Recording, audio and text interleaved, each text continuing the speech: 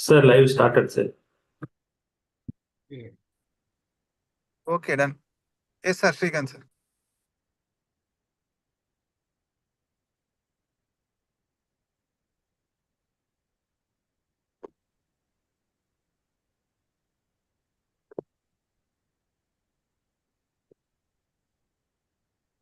Good evening to one and all present here. I'll start with a note about Igen Energathon 2025, 4th edition. Igen Energathon 2025, the 4th edition of this globally recognized energy action marathon, is set to make history with a 2025 minute world record attempt.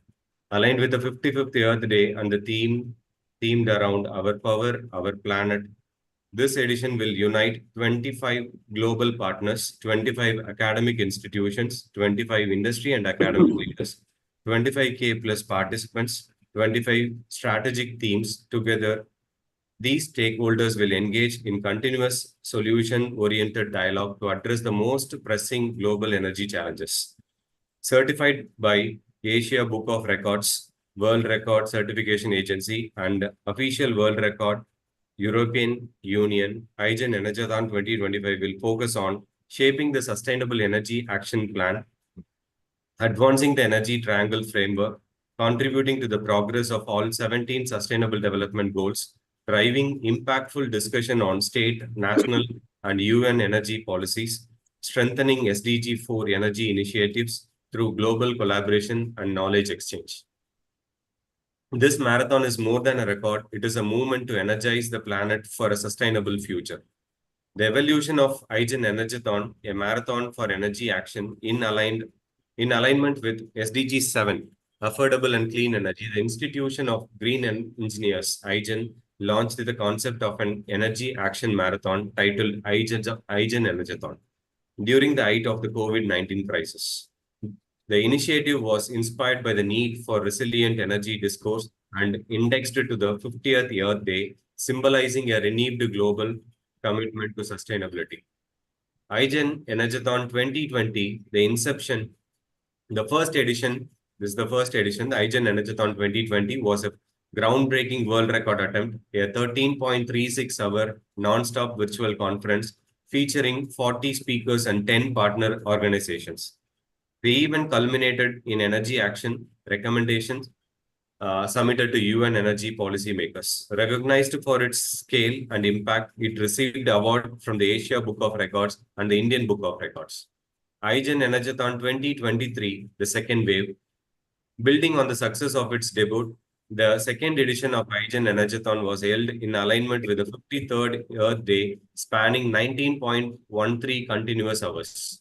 The event featured 110 speakers, including 55 presenters, and engaged a global audience of over 15,000 participants. Key insight and policy recommendations were submitted to local, national, and UN energy authorities. The impactful edition was recognized with an award from the World Record Certification Agency, Great Britain, for its extensive global outreach and influence. Igen Energathon 2024, the third edition, marked a remarkable milestone with a 25-hour and 25-minute continuous global marathon, focused on 6 critical themes under the banner of Energy for Sustainability. The event brought together 17 international partner organizations and participants from 17 countries. It culminated in the submission of strategic recommendations to energy policymakers at local, national, and United Nations nation levels. This edition was on. Yes, sir. Srikanth, sir. 1 minute, sir. So, someone is using the white something board, sir. It is appearing, yeah. Someone is sharing the whiteboard, sir. Balaguru, sir.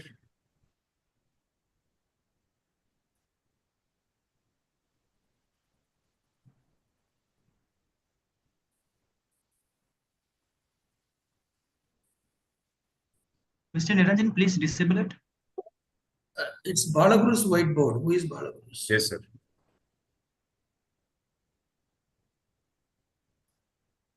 Balaguru, sir? Yes, sir. Yeah, now clear. Shall I continue? Yeah, can continue. Okay, sir. So I'm continuing with the Igen Energathon 2024. So it culminated in the submission of strategic recommendations to energy policymakers at local, national, and United Nations levels. This edition was honored with official recognition from the official World Record European Union for its exceptional அது duration and impactful cell global கொஞ்சம் engagement. அப்புறம் light எரியுதா Thank you, sir. Sir, 1 minute, sir. Pragadish, please disable video option for KVR. Yeah, it is done. Sir, you can proceed. And Davis, I completed. You can proceed with the agenda.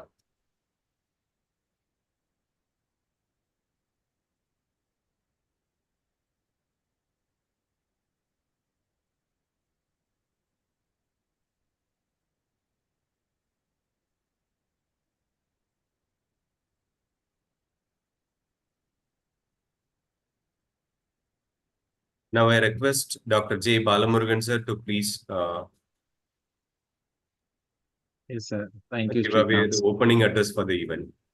Yes, sir. So I'm in a place where I could not open my video, but anyhow, happy evening to each and everyone who is a part of this particular program. So it's a good insight that Energathon comes with the newer plans, and we are able to connect with the global leaders of the world, so that it is possible for us to talk about Energathon. Means it is the marathon which started in 2020, and we were able to connect the national energy players and international energy players also there. So now today we come to pre-conference meet. So it is about what we need to highlight and what are all the points we need to discuss. It's something like we are talking about the national energy policy and the state energy policy, which is very vital. So most of the people think that energy means it's a universal source of energy. It's about electricity alone. So electricity is, although it is been inducted or it has been categorized as universal stores, but still we need to ensure that all forms of energy need to be conserved for the future society. So I used to say only one thing: whatever we have enjoyed, so that need to be given back to the society for the future society. So it is something like. Now today we have this matchstick. So even if matchstick is not there, left out means so we could not go ahead and have the Stone Age sort of thing to light a lamp. So this is a typical example we need to understand. So as people might think that 100 units of energy is free. So they might think that 100 units is free, and I can take n number of connections and utilize n number of 100 units free. So that is not the point. The 100 units is being given by the SDG goals. So the resources are for the country, and the every resource need to be given to their countrymen. So the same way, Tamil Nadu take the pride of giving 100 units free to all the communities. Those people who are not affordable, they can live with these 100 units. That is one point. And as a conservative thing, so we also need to ensure that after seeing this pre-conference, someone seeing in the YouTube and other people can take a pledge that by next month at least, so I can ensure that whether I can live within this 100 units. So that is the objective behind this Energathon. So I also encourage and welcome all the people to participate in this Energathon, so which is going to be held on May 17th and 18th, which is going to be an again a world record event for 33 hours. It has been planned. Last year also we planned for only 25 hours, but it crossed more than 25 hours. The same way this time also might happen.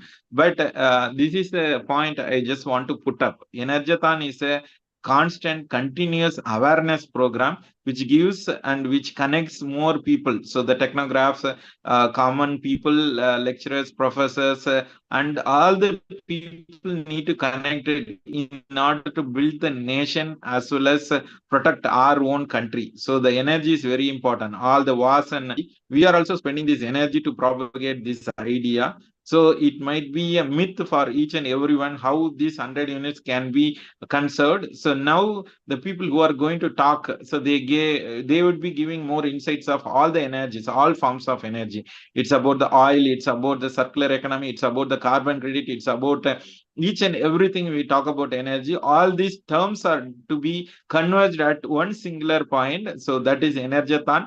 So you need not read around terabytes of books, but instead you can sit all along connecting your YouTube channel. So which is Igen SDG plus channel is there. So you can sit together and watch to understand what is about this conservation. Thank you so much for the opportunity. And I also thank all the speakers who have been part of it, spending their time encouraging the people, giving their own insights for conservation. So thank you so much for the team. So thank you. Thank you, sir. Thank you for the valuable insights. Now I welcome Dr. Senthil Kumar, sir, for the welcome note and further description, sir. Senthil Kumar, sir. Yes, sir. Yes, sir. Please, sir. Thank you, sir.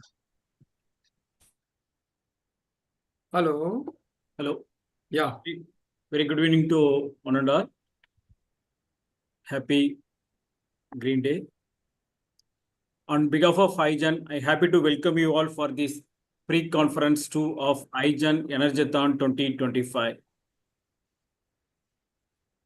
Compared to the last Energathon conference, this year we done a lot of efforts to put by our Dr. J. Balamurugan, Vice President of Igen, and then President Dr. L. Ramesh sir, and the team members of the Madam and Jairama Madam and a lot of persons take care of this event. I'm happy to welcome and congratulations to all of them. And thanks for giving me the wonderful opportunity to give a welcome address for this Igen Energathon 2025 pre-conference too. For this event today, we are going to discuss about the policies, energy policies. Before on that policy, I have to briefly describe about our Igen conduct a lot of events for safe energy conservation activities. For this thing, our United Nations also agreed and accepted and for these 9 mantras, how to save our energy in home itself, save 1 unit per day. Based on this thing, we have saved more units. Past 5 years, we carried out lot of activities in real time, and they have produced a lot of reports also. Based on the report, UN also recognized that thing and put this thing into the UN website also. I'm happy to share that thing also. From this 9 mantras, it is very much benefit to the society and support to the save our mother earth concept also. From this aspect, today we are discussing about the energy policies, national energy policies and the Tamil Nadu energy policies also there. From that policies, a lot of things are there carried out. From the little bit only I have to briefly only discuss about that. That is the energy, increasing energy access is required more on that.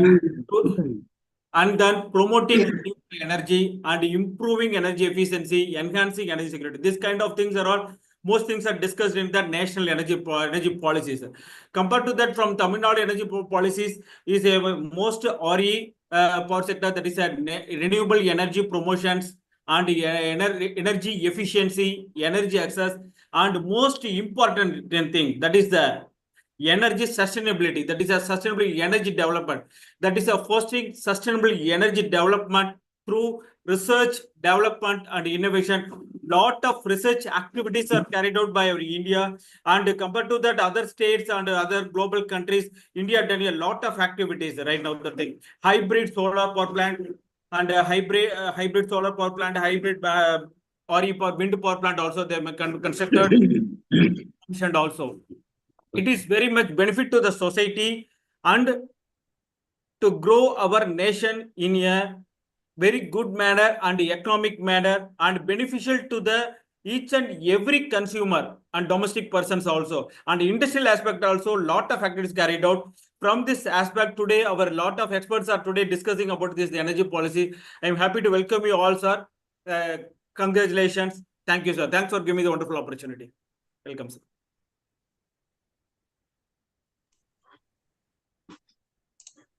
Thank you, sir. Thank you for your notes, sir. Now I'll just welcome Dr. S. Shankar Narayan, sir, for the presentation, sir. Regarding Dr. S. Shankar Narayan, sir, he is the general manager at TEDA since January 2020. He has completed his bachelor's degree in the Department of Electronics Engineering at Coimbatore Institute of Technology and has completed the master's in the field of business management at Annamalai University. He has started his people service at TNB as superintendent engineer from 1987 and still he is serving the people. We are welcome you for the conference, sir.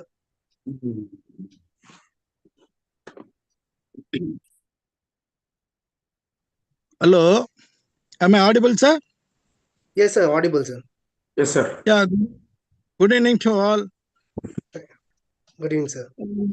Igen, President and all other active members, Vice President Dr. Balamurugan, Director Dr. Sendil Kumar, Sriraj Balaguru, and my friend Vijay Raju, and professors from St. Joseph's College of Engineering, Dr. Jayarama and Dr. Srinath, and an industry expert, Dr. Karnamurthy, and Dr. Rajaram, consultant Bioenergy, and Tanish CASL are there to enlighten us today's agenda of national and state energy policy for a sustainable future.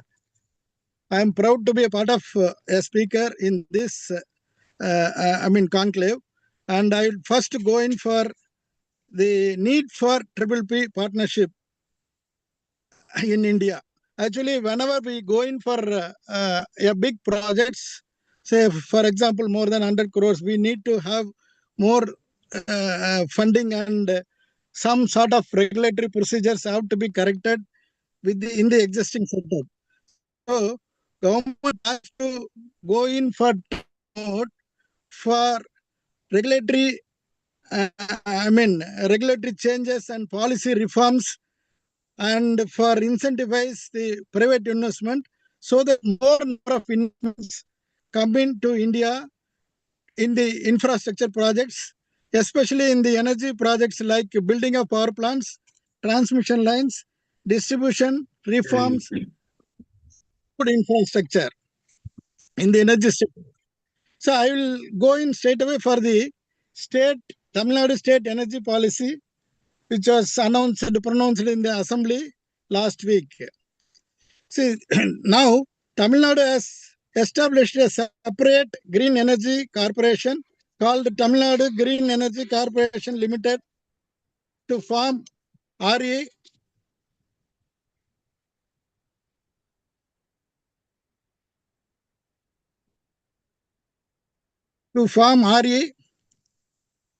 renewable energy to focus RE and merging with TEDA.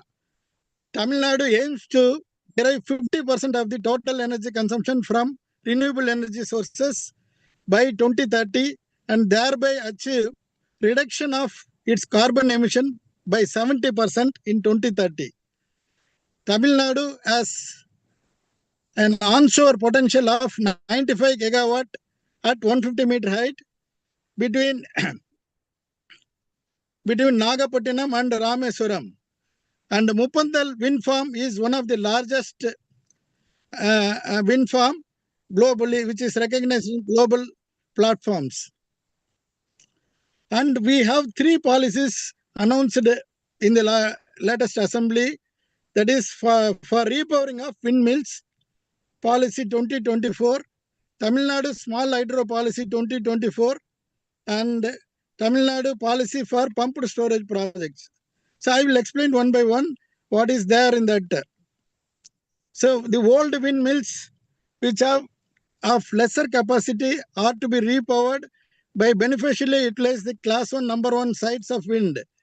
So this repowering of windmill policy 2024 enables this, so that the existing wind beneficially utilized with better better capacity. NIVE has estimated offshore wind energy of 35 gigawatt in Tamil Nadu. That is one of the highest thing which can be possibly we can explore in stages. And Tamil Nadu Power Distribution Corporation has already given a consent to procure 2000 megawatt of offshore wind energy at ₹4 through the state transmission utility. So these are all going in tandem with the offshore wind projects, which may for the works for the same are already commenced. Tamil Nadu to develop 1000 megawatt hour battery energy storage system in certain substations, and which will go up to 4000 megawatt hour. And we have all the types of generate right from thermal, we solar, wind, cogen, and now we are going to establish offshore also. And apart from this, the tidal tapping tidal energy is also on the way. Tamil Nadu will get soon some tidal plants also with the NIOT guidance. And apart from this, in the small hydro policy 2024, it is only for the development of small hydro projects from 100 kilowatts to 10 megawatt by the private developer. Similarly, the Tamil Nadu policy pumped storage projects 2024 for development of pumped solar projects with the PPP mode. So about 14 pumped storage projects with capacity of 14,500 megawatt are on the pipeline. Now, the Kollimalai 1 into 20 megawatt and Kunda 4 into 125 megawatt are the projects which are in progress. So I think Tamil Nadu has done extremely well and extremely doing well. We are third in the India in the wind generation capacity and fifth in the solar generation capacity. I think we will march ahead in all other aspects also, because it is the only state where nuclear also is there at Kudangalam and Pakam. So, in my opinion, I think we need to have to focus more on biofuels. Tamil Nadu Energy Development, when I was general manager of TEDA, we said TEDA as the nodal agency for biofuel policy. And now, since it has merged with the TEDA, Tamil Nadu Green Energy Corporation, they have started exploring all the possibilities for bioenergy like green ethanol and all other biofuels. I think Mr. Rajaram is there, the next speaker. I think he will give more insights into it, biofuels. And our Wind Plus MD, sir, is there. I met him in some of the conferences. I think he will give more insight into the sector also.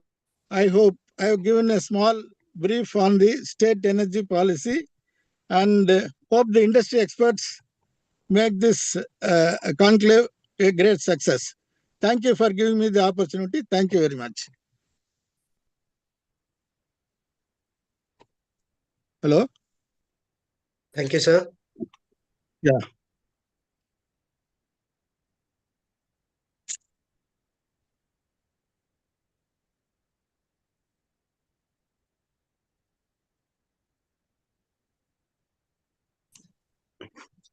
Now I'll just welcome the next speaker, Dr. V.S. Sriraj Balaguru, sir. He is the Assistant Executive Engineer, Information Technology at TNEB Headquarters, Chennai. He is experienced in both academic and industry fields. He has served as lecturer in Valtech and Patyusha Engineering College, Chennai. for a total years of 5 years. He has industrial experience over 18 years, and today he brings with him a wealth of knowledge and insights that will undoubtedly inspire us all. Please warmly welcome you, sir.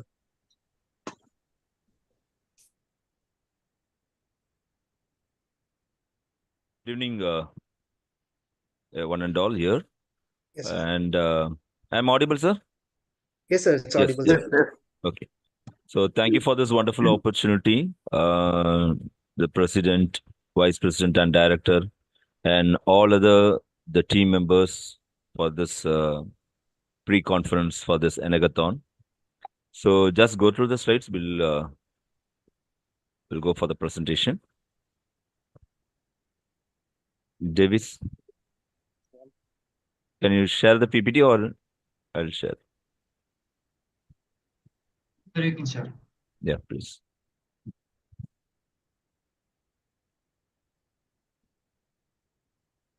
So, so the title is here, the renewable energy role, target, and its integration in the grid stability. So now today, there's a tremendous growth of renewable energy. We are moving towards the target. Already, we achieved the target of 175 gigawatt by the year 2022. And still, we have a very big target of 500 gigawatt by the year 2030. So, lot many projects are happening. As Shankar Nayan sir pointed out, many things about the Tamil Nadu policy, as well as what about the India's policy and all. We are moving towards the, apart from this wind and solar, the most predominant power, renewable energy. Apart from that, the battery energy storage system, pumped storage system, offshore wind particularly. So here we have 35 gigawatt, and Gujarat also we have the same potential we have. So yet we have to go for the offshore potential, and the progress is happening here. So for this for measuring this wind speed, all those things, and the main thing. Can you share the PPT?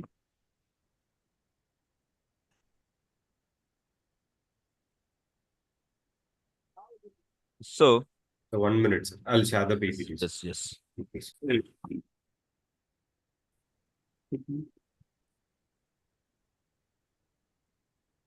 So this BESS or pumped storage or your offshore, this and all, yet lot many things are happening here, and this target is not such a easy thing. Already we achieved 175 gigawatt, and again we have one more target in that, in the COP conference in 2015. So this target is sinking of carbon of 2.5 to 3 gigatons of carbon emission. So that is the another important target. So one thing we are going towards, marching towards the target of 175 gigawatt and 500 gigawatt. That is different. And again, one more target is sinking of carbon. So what is that sinking of carbon is? That is 2.5 to 3 gigatons of carbon emission. By providing additional tree cover, or lot many projects are happening. So that is the target of 2030. And as I said earlier, next 2030, we have go for the next slide. Just move. We have 2030. We have a target of 500 gigawatt, and 2070. So that is net zero. So net zero, we have to go for a long way. 2070, the net zero concept. So which means that the carbon neutrality. So we have to go for this particular target, very big challenge. Next. And almost next, go to the next slide. Almost most of the countries. So India target is 2070 for the carbon neutrality, And US and all 2050, China and some of the Middle East countries and all, they have a target of 2060. So whatever the target it may be. So ultimately, the capacity addition and what is the projects, all those things we have to take into accounts, and we have to march towards this target. So lot many projects has to come, particularly for the energy storage. Next. And particularly talking about the integration. So integration, it's very difficult today, as this infirm power, your wind and solar is the infirm power. This infirm power, managing the grid is very difficult.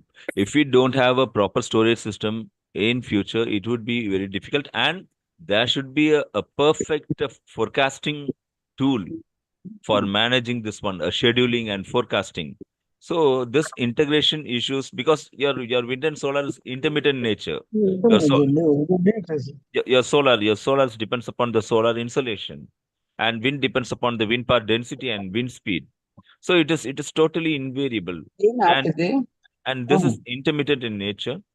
So forecasting of RE is very, very important, and lot many things are now latest technologies are there, deep learning, AI forecasting. So with that we can forecast. Otherwise, it's very difficult to manage your grid and the what is your load forecasting and the generation forecasting, and scheduling, the day-ahead market participation, balancing authority coordination. So that is another very important. And reserves. So what are all the reserves we have? So that we have to make into consideration. And the best thing is for the integration, energy storage technologies like pumped storage or a battery energy storage systems. And the most important thing, the hybrid today, lot many hybrid systems are coming over here. So which is complementary in nature. Your solar is in daytime and wind during nighttime also. So that is a complementary in nature, so which manages your grid very easily. And the most important thing, LVRT, the low voltage ride through, or what you call fault ride through. So LVRT is very, very important.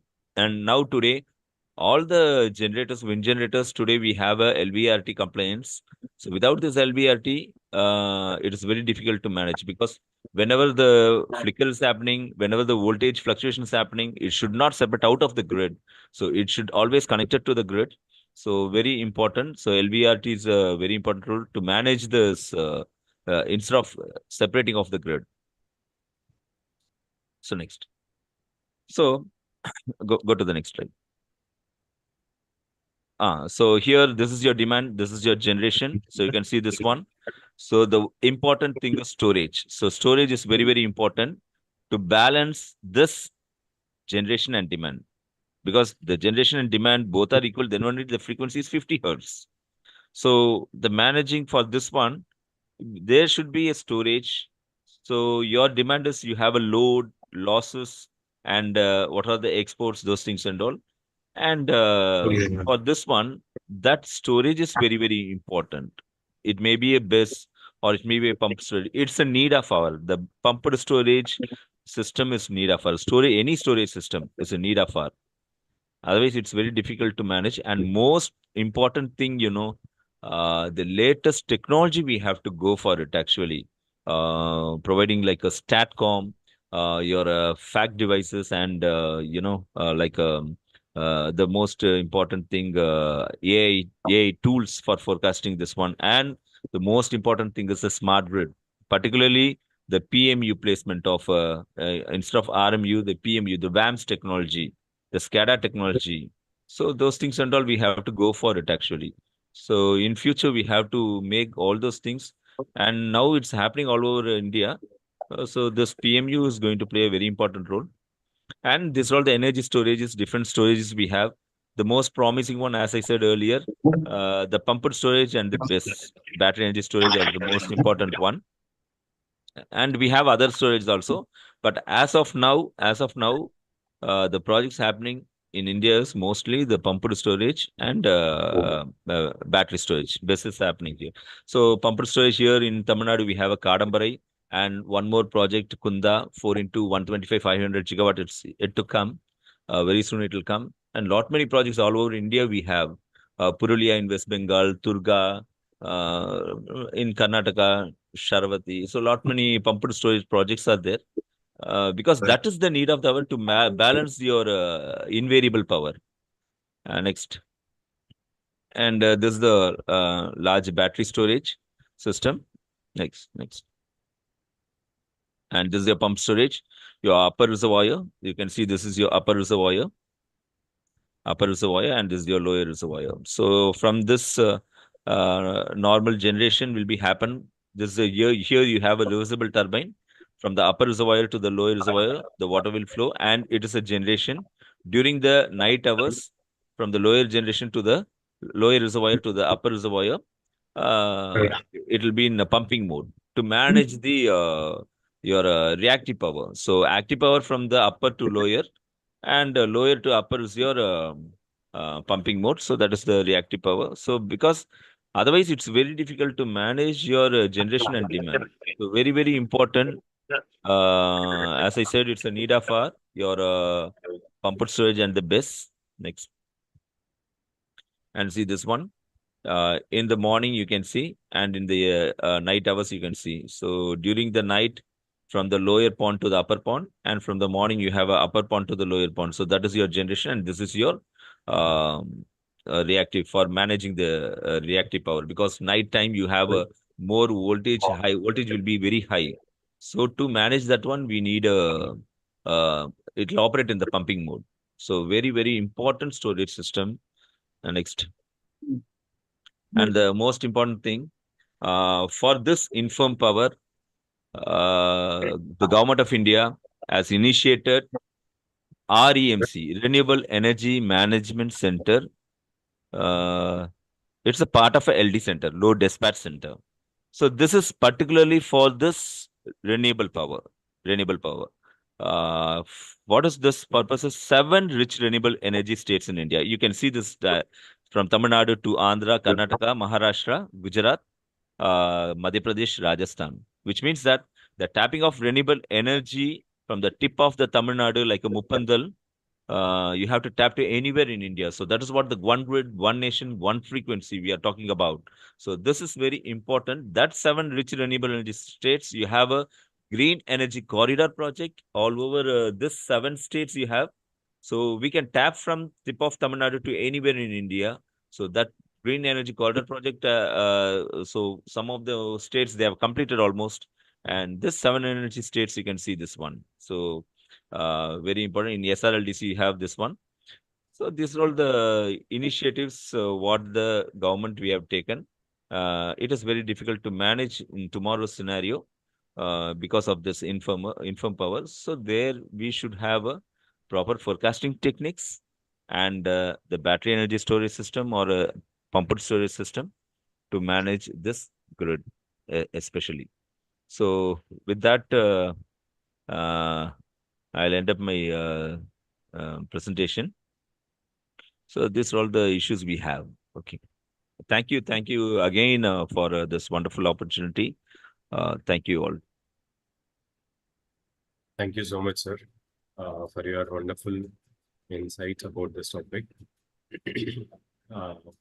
We'll move on to the next agenda. Now I request our Igen volunteer, John, to give an introduction about Mr. Rajaram.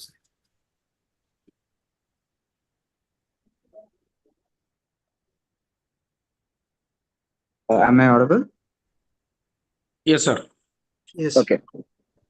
Rajaram Subramaniam started his people service as a manager at MS Enviro Energy Systems and resumed his journey as a research assistant in Periyar University, and worked as a consultant at MNS Energathon Systems, and also resumed his inspiring journey as a consultant at Tamil Nadu Energy Development Agency. He worked as a manager in high fluids engineering, and now serving as a society as a freelancing renewable energy consultant. Welcome, sir.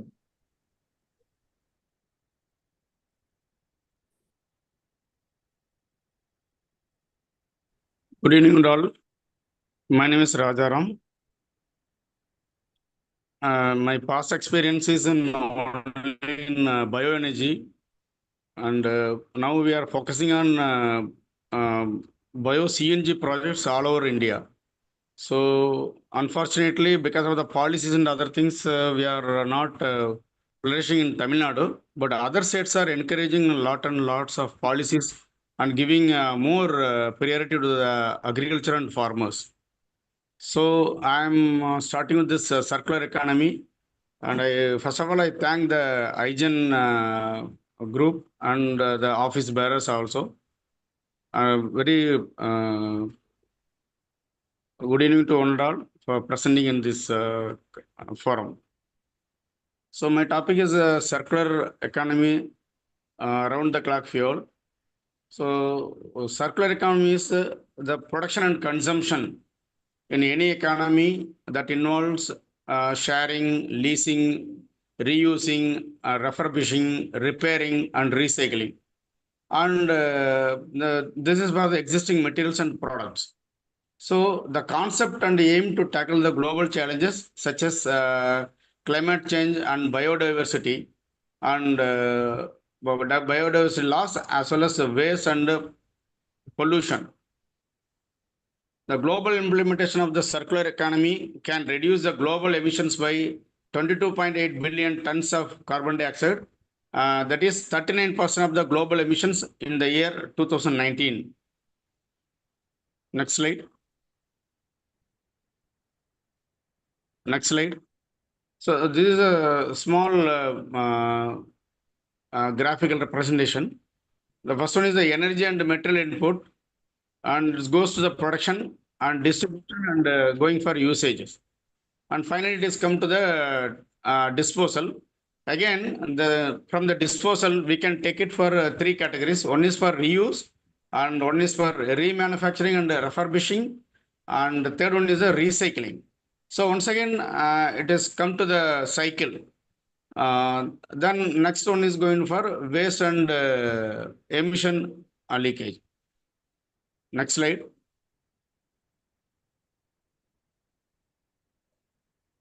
Next slide.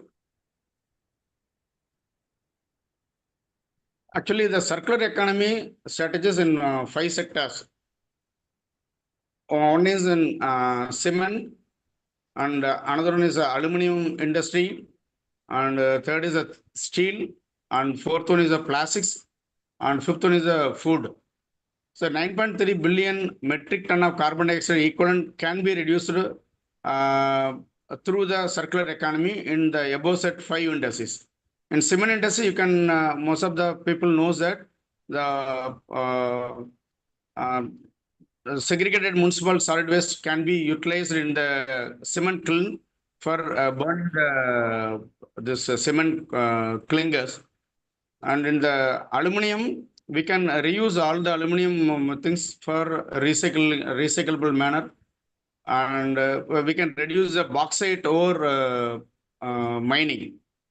And third one is the steel, that reusing of the old steels and melting and take it for another kind of new works. And plastics also the same way category, we can recycle all the things like PET bottles and plastics. It can be recycled except one-time use plastics. And food also we can we cannot recycle. We can produce energy from that food. So by doing this, we can save around 9.3 billion metric ton of carbon dioxide equivalent can be reduced due to the circular economy. The circular economy is a framework of 3 principles working driven by 3 designs also. One is eliminating the waste and the pollution and keep products and materials in use and regenerating the natural systems. Last month there is a 12th high-level regional 3R and circular economy forum in Asia and Pacific held at Jaipur last March 3rd to 5th. In that meeting, Sri Bhupender Yadav, Union Minister, has make a point that the India is going to be making USD 2 trillion and create close to 10 million jobs by 2050. Next slide. Okay. Yeah. That Union Minister also for Housing and Urban Affairs announced that agreements worth of 1,800 crores will be signed under this initiative. That is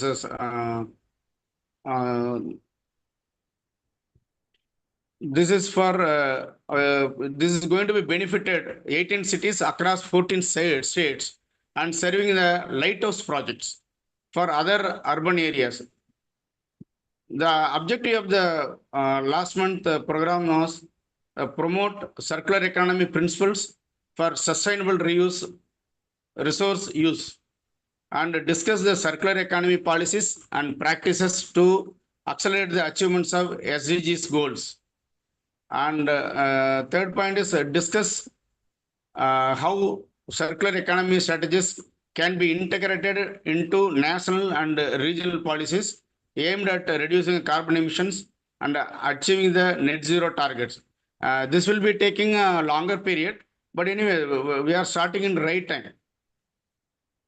And to discuss the strengthen the region cooperation and foster collaboration between the governments and businesses and civil society to accelerate the transition from traditional linear economy to more resource efficient and circular societies across the Asia Pacific.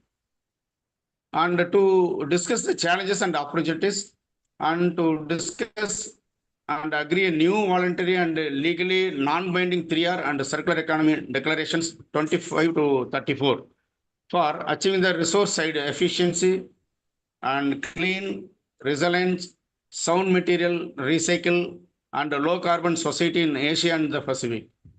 And last point is to discuss the pathway towards the realization of a circular economy alliance network towards zero waste cities and societies. And this key discussions, so they talk about the policy and governance and the circular economy for climate action and technological innovations and waste management and financing circular economy and 3R initiatives. These are the four key discussions in the last summit. And India is the leader. Next slide.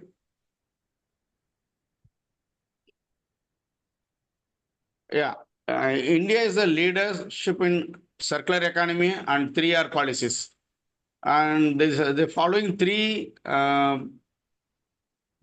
four, actually, sorry, it's a four components. One is the Swachh Bharat mission. By this, India has achieved 108.62 success in household toilet construction, where the mission target was 58, 99, 670, and the constructed number stands at 63 lakhs 74,333 as of 27th February 2025. Further, 80.29% of solid waste in India is being processed successfully by the waste segregation method, and also segregated waste is being utilized for some other form of energy like bio-CNG and other things. Such kind of things are happened in Chennai city, also in Egmore and Chetpat area. We have a 100 TPD 100 TPD segregated municipal solid waste project. And by that, they are producing around 5 ton of bio-CNG they are producing. And these 5 ton of bio-CNG is being utilized for the hotels and transporting the waste from one place to another place. So next one is a Govardhan scheme. This is nothing but a centralized thing. So each and every village, there is agriculture residues as well as cow dung from the animal waste and other things, which can be segregated and taken to the centralized processing unit. And there we are making biogas out of that.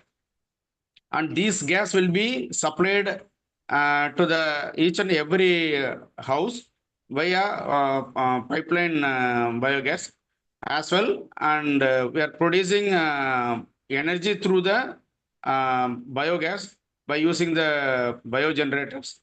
And this will be serving for the remote villages in hill areas. So where the electricity cannot be reached, no, in that area it is going well. And this was practically successful during my tenure in TEDA, 2009 and 2011. In near the Coimbatore, there is a hill area where there is no electricity. First of its kind, the TEDA is promoting this kind of things. And 2008 only, 2018 only, the Govardhan scheme was started by the government of India. Due to this scheme, the currently covers about 67.8% of total number of districts in India, with 1,008 biogas plants being fully operational as of 27th February of 2025. This is a good initiative by the government of India as well as the government of Tamil Nadu. Next slide, please. Yes, sir. Sorry. This is correct. E-waste management rules also implemented by 2022. This is going to be strengthening the circular economic practices in electronic waste disposal. As of December 2024, the financial year 24 to 25, the quantity of e-waste collected and recycled stood at 5,82,716 metric tons and 5,18,240 metric tons respectively.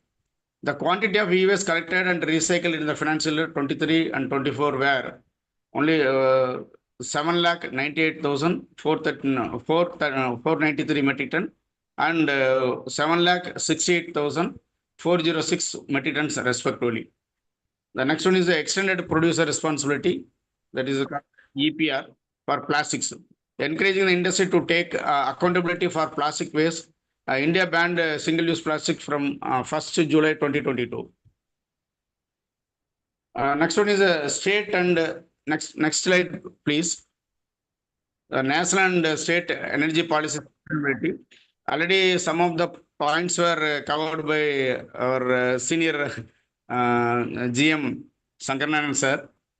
And anyway, I will go through in the bioenergy policies. Tamil Nadu's bioenergy policy, specifically for Tamil Nadu, is for ethanol blending policy 2023, aim to promote the blending of fuel grade ethanols and indigenous resources like molasses and grains. And nowadays, there are some other projects also going side by side for using the Co5 and super Napier grass for producing ethanol, and which can be blended with petrol and diesel. The policy seeks to increase ethanol blending in the state, supporting the state vision of becoming a green economy and investment hub for alternative fuels. So this will reduce directly the reducing of emissions, carbon dioxide as well as carbon monoxide, which will directly action on the climate change.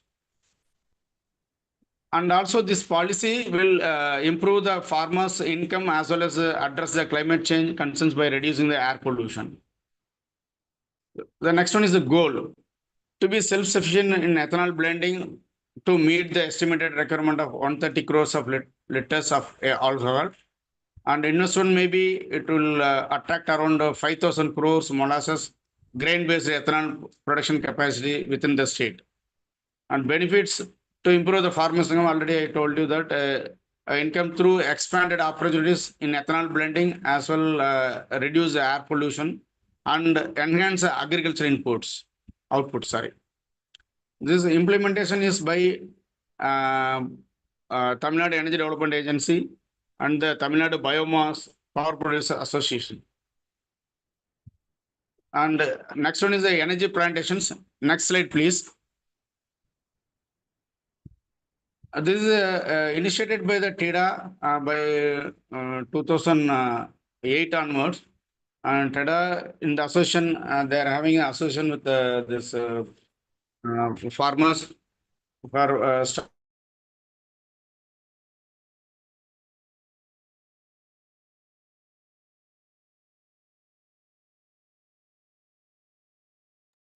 No voice. Hello. Hello. Sir, I think there is a network issue in his side. Okay. This video is also passed. Starting with Yes, sir. Now it is okay, sir. No, it's okay.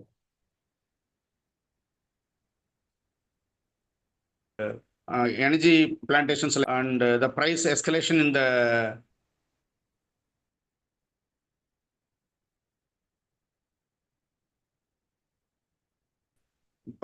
market is to they have started all the biomass power plants, and we are planned to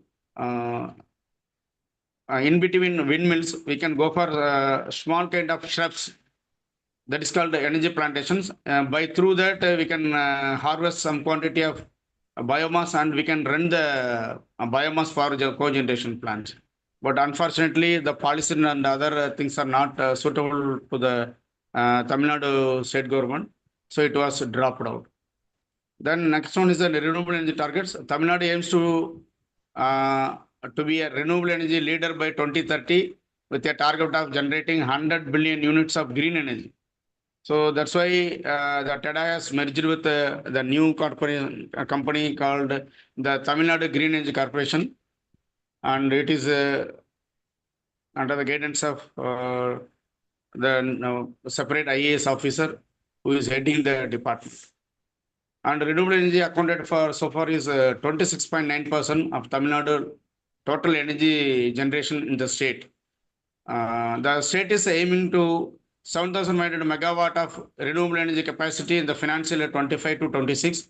Recently, Tamil Nadu government introduced 3 policies for wind, pumped hydro, small hydro power, and boosted installed capacity. This is already covered by Mr. Engineer or Senior Sankaran sir. I want to skip the things. So, next slide. These are key aspects of Tamil Nadu energy policy.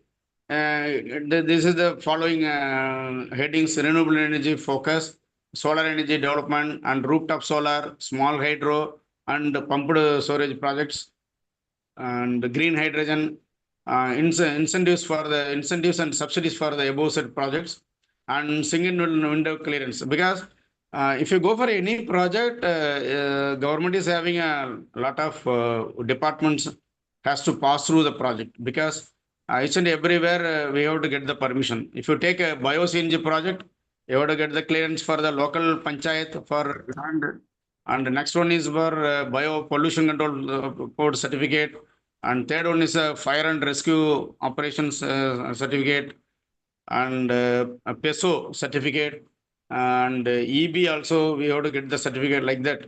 So it takes a lot of time to establish the project. To avoid such a time delay, we can go with a single window clearance policy.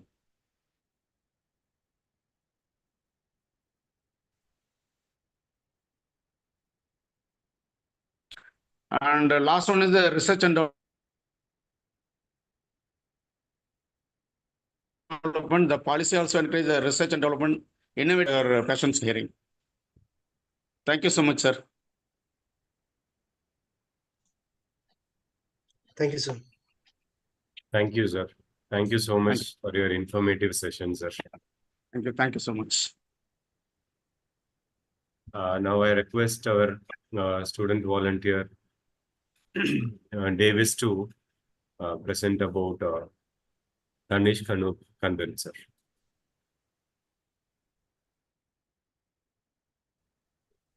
So sorry, sir. Davis' phone is switched off. Please continue from your side itself.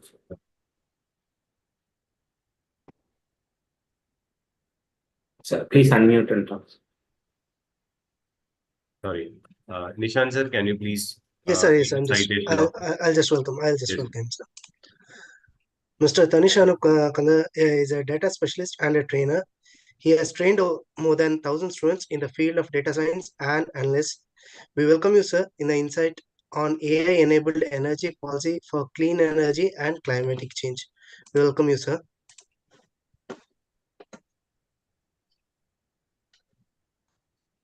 Tanish, sir.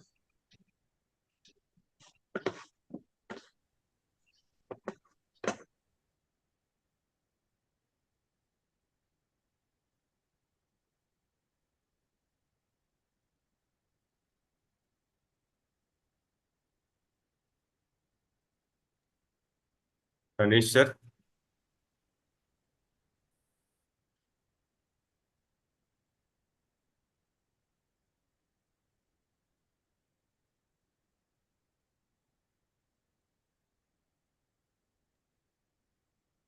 Anish, sir, can you able to hear us?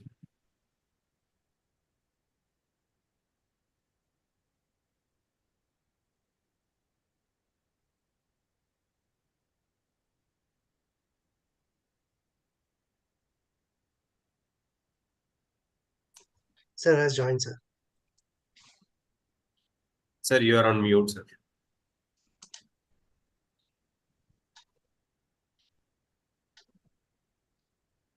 No, sir. Voice is not audible.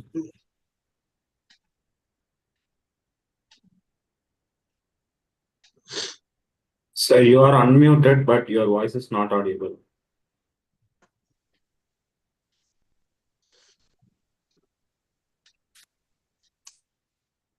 So please remove your headset and talk, sir. We will try it. Please try removing your headset.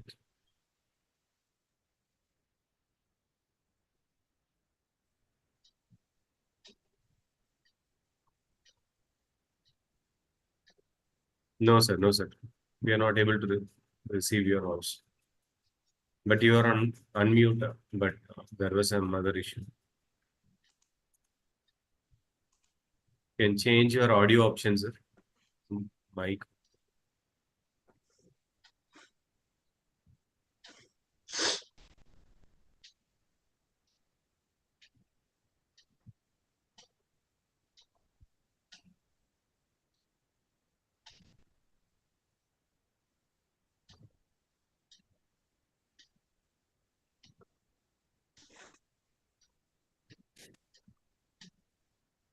No, sir.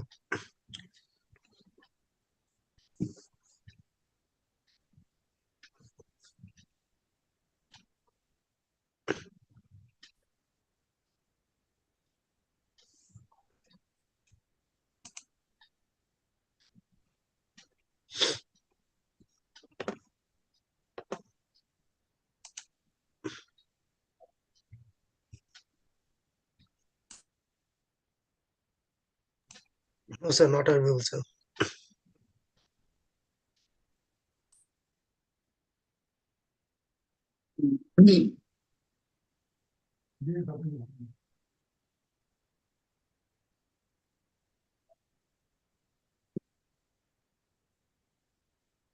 Sir, if you don't mind, we'll move on to the next speaker. In the meantime, you can correct your issues. Nishant, can you please? Sir, shall we proceed with the? Yeah, once again, proceed. Nishant. Before that, I would like to bring into the notice to Rajaram, sir. Sir, during your presentation, our Vijay Kumar sir asked you a question. What is the ISO standard for circular economy, please? Sir, that I will explain in the later, sir. Okay. Good. Thank you so much. Okay, sir. Thank you, sir. Nishant, can you please proceed? Yes, I'll proceed with the next speaker, sir. So our next speaker is Mr. M. Vijay Kumar, sir. He's a empaneled auditor. Auditor. He has continuously audited. Is my audio clear now? Yes, sir. Yes, You are sir. audible, sir. Yes, sir. Yes, sir. Oh, Nice, perfect. Yeah. Yeah. It was turned off in the browser setting. My bad. I kind of messed up Okay. over there. Okay, Is sir. it okay? Can we continue now? Yeah, sure. Sir, Okay, with the okay. permission of Vijay Kumar, sir, will continue. Vijay Kumar, sir. No issues, no issues. Sorry. Let him. Yeah, okay, sir. Yes, sir. Okay. Okay. Thank you so much. Thank you for having me here. Thank you for the nice and sweet intro. Myself, Tanishk. I would like to reintroduce myself because it's always great to know who's going to eat up your next 20 minutes. Yeah, I'm Tanishk. I'm basically from Maharashtra. I have been in Chennai from past 8 years plus, so I speak multiple languages. And my expertise for that matter revolves around automobile industry, the production of AC engines and how the system works. Also the emission norms coming targeted from the automobiles, and the data science part for that matter, the data specific data um, expertise in the data analysis field, deep learning field, machine learning, and developing multiple artificial intelligence technologies using data science, right? So I'll be sharing a small presentation over here. Please let me know if you have that.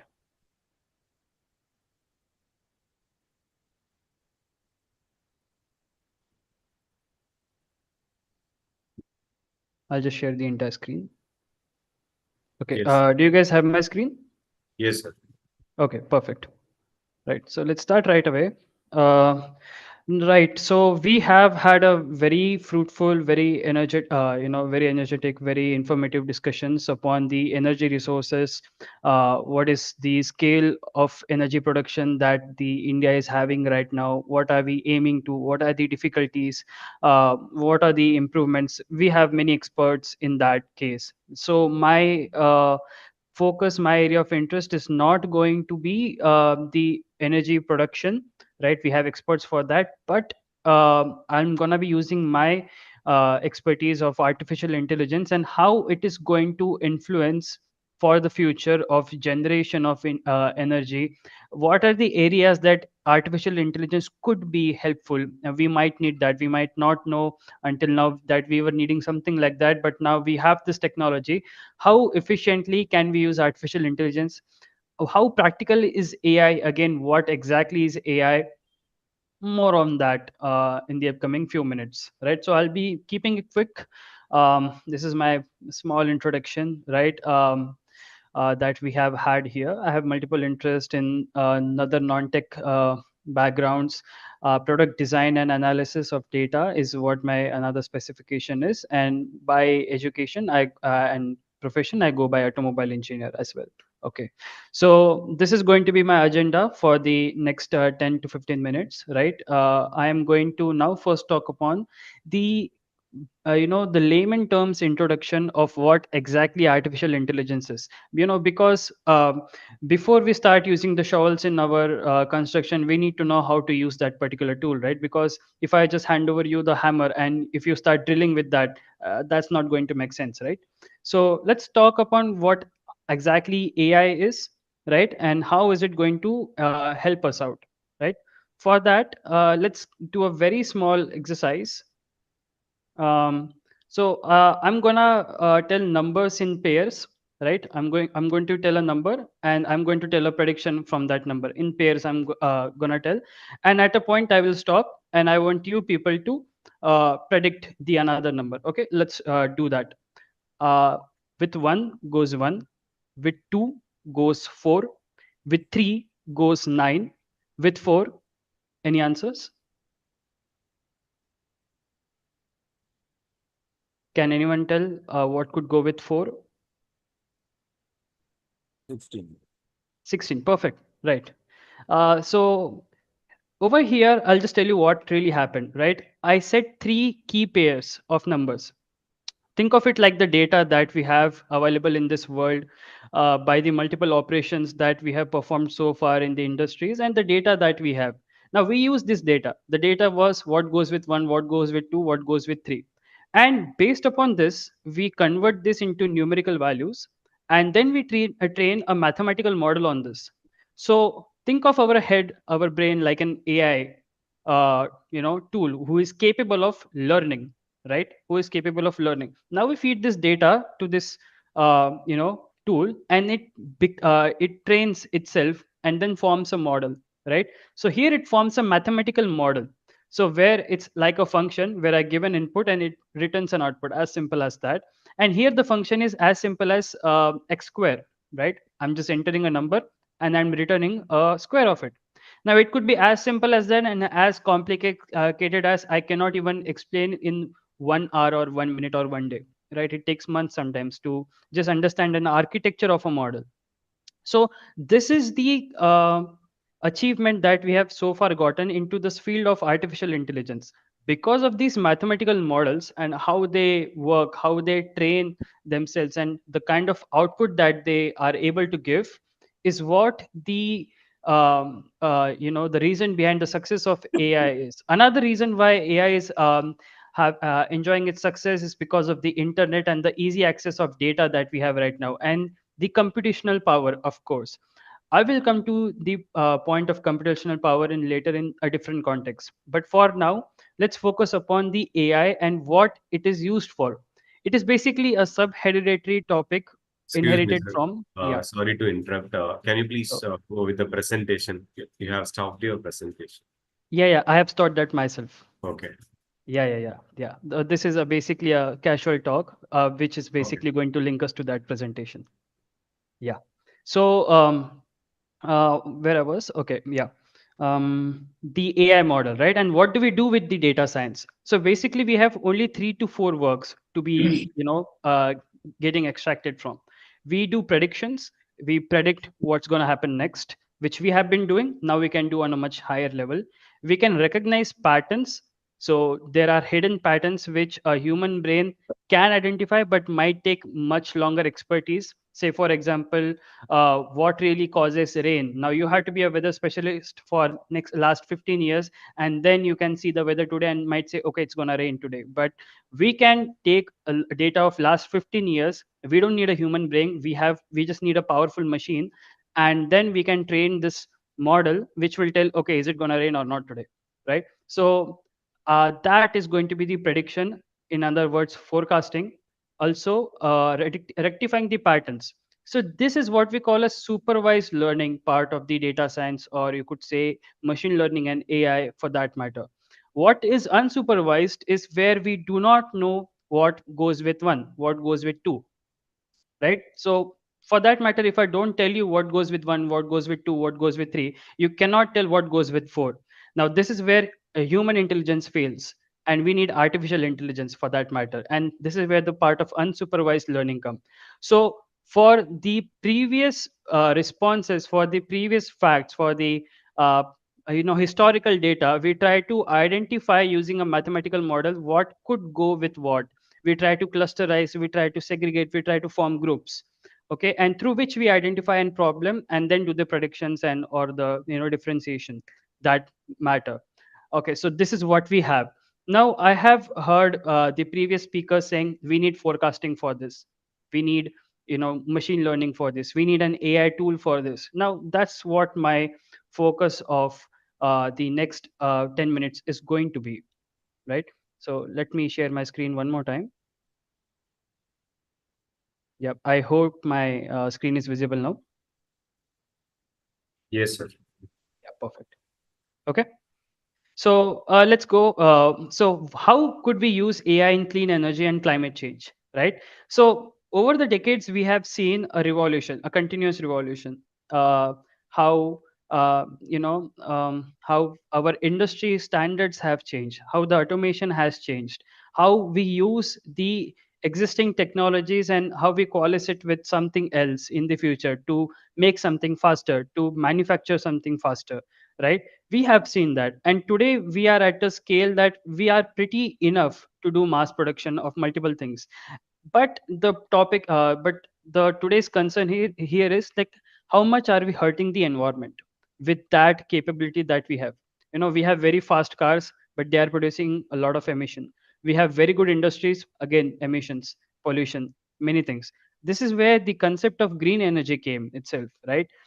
Another thing to tell you, to train an AI model itself, it takes a lot of water and electricity. So on another hand, I can give another argument that using AI is also not good for environment, but we can come on to that later, and I can give better solutions to that. Now if we use the artificial intelligence in today's scenarios, what we can use it in a better way is to predict where the demand is going to be more, for example, and do the mass production over there. For example,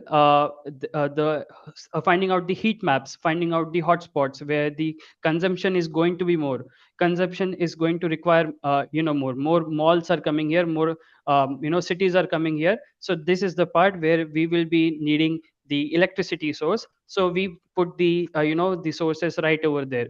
We are one step ahead basically because of AI, right?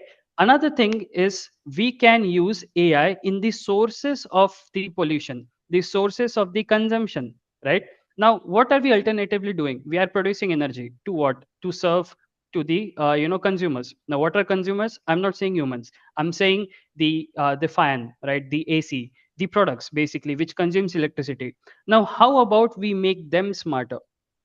Right, this is where my argument comes, to kill the root cause uh, in terms of energy consumption itself. So now we have this 5-star, 3-star, 2-star things, right, which says that we burn our products cleaner, right? We have this product which takes much lesser energy. Okay, perfect, fine, great. But what if this product is not working well? Yeah, in that case it's going to be very terrible and consume a lot more energy. So what do we do with that? Now there are of course patterns, right? Maybe the AC is consuming more energy because the AC filter is not clean, and there is this household who was not very much used to using air conditioning. And how do they know that? They will basically not know it, but the AC will give the exact same behavior of what the problems that others might have faced. Now we take a data of that, and then we train a machine learning model, and then we put this model into every consumer appliance, whether that could be a AC, fan, even a vehicle, right? Which keeps a track of how the behavior is. And then we can give a call from service center to the person that, okay, you need a service right now. Okay, we of course have periodic services, but this could be just a better way. This is one reason how AI could be used in clean energy and climate change. We have more things on the future. Before that, we need to see what are the actual current issues, right? So here are a few things we have listed. Of course, we are well aware of that, but I'll be very quick about it. The dependencies, the energy crisis, the challenges that we face right now. Of course, we have many achievements, but the challenges remains constant, right? And we have to overcome that, and we need smarter ways to overcome it. Again, for that matter, we can use artificial intelligence, you along with the human intelligence. All right, so um, let's see the statistics what India has achieved so far. We are the worst air quality country in the entire world right now. Among every 15 countries, 12 are from India in the most polluted cities, and the numbers are very bad, which is not good.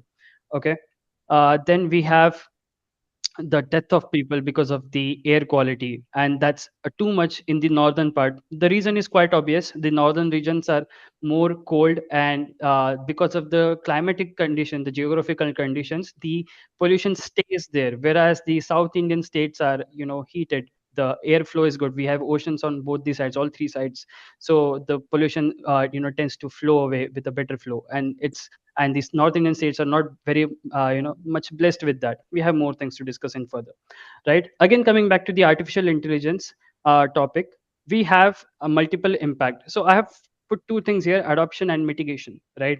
And the product of that is what we need to focus upon, according to me, in the future, in order to build a smarter system, right?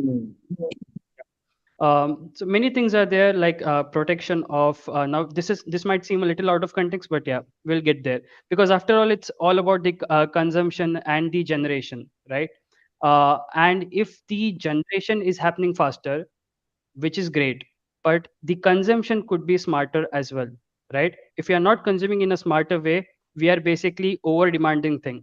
And over demand, with whichever great generation policy or generation technology we do, is going to overpopulate the needs, right? And we can never be clean, we can never be green.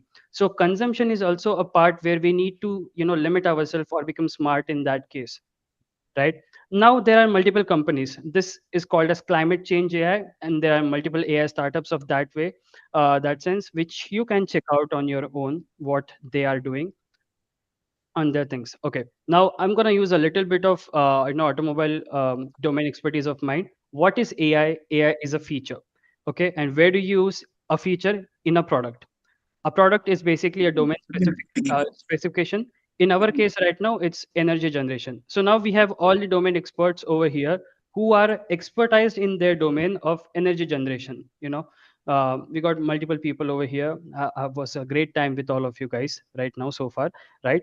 And now you know exactly where you face the problems, right? This is where a person like me comes in the place, and a person like you comes in the place, and with the collaboration of both, the domain expertise and the feature expertise. We can work together. You can explain me your problem very well, and I can explain you the solution very well, right? And with the smartness of this, we can generate good system that is cleaner and greener, right? So we can focus on the consumption and the generation, both the part. Now, how AI could help in this aspect of automobile? We can keep a track on carbon emission. We have this rule of 15 years. After that, we do the fitness certificate, stuff like that. But there are multiple things. The oil has not changed. The servicing has not been done properly, and the car is emitting a lot of emission. Now, how do you keep a track of that? Again, we can use artificial intelligence for it, right?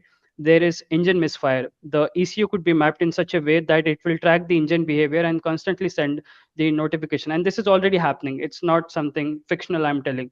Audis, BMWs, right, they are using this features. The automobile is able to talk to the service head, right? Now, talking in cleaner sense, we have again people over here who are very good at biofuels, the alternative fuels from the conventional fuels that we have right now. Okay, the fossil fuels, of course, we know are going to degrade one day. They are not going to be there, and even if they are there, they are harmful, like very much.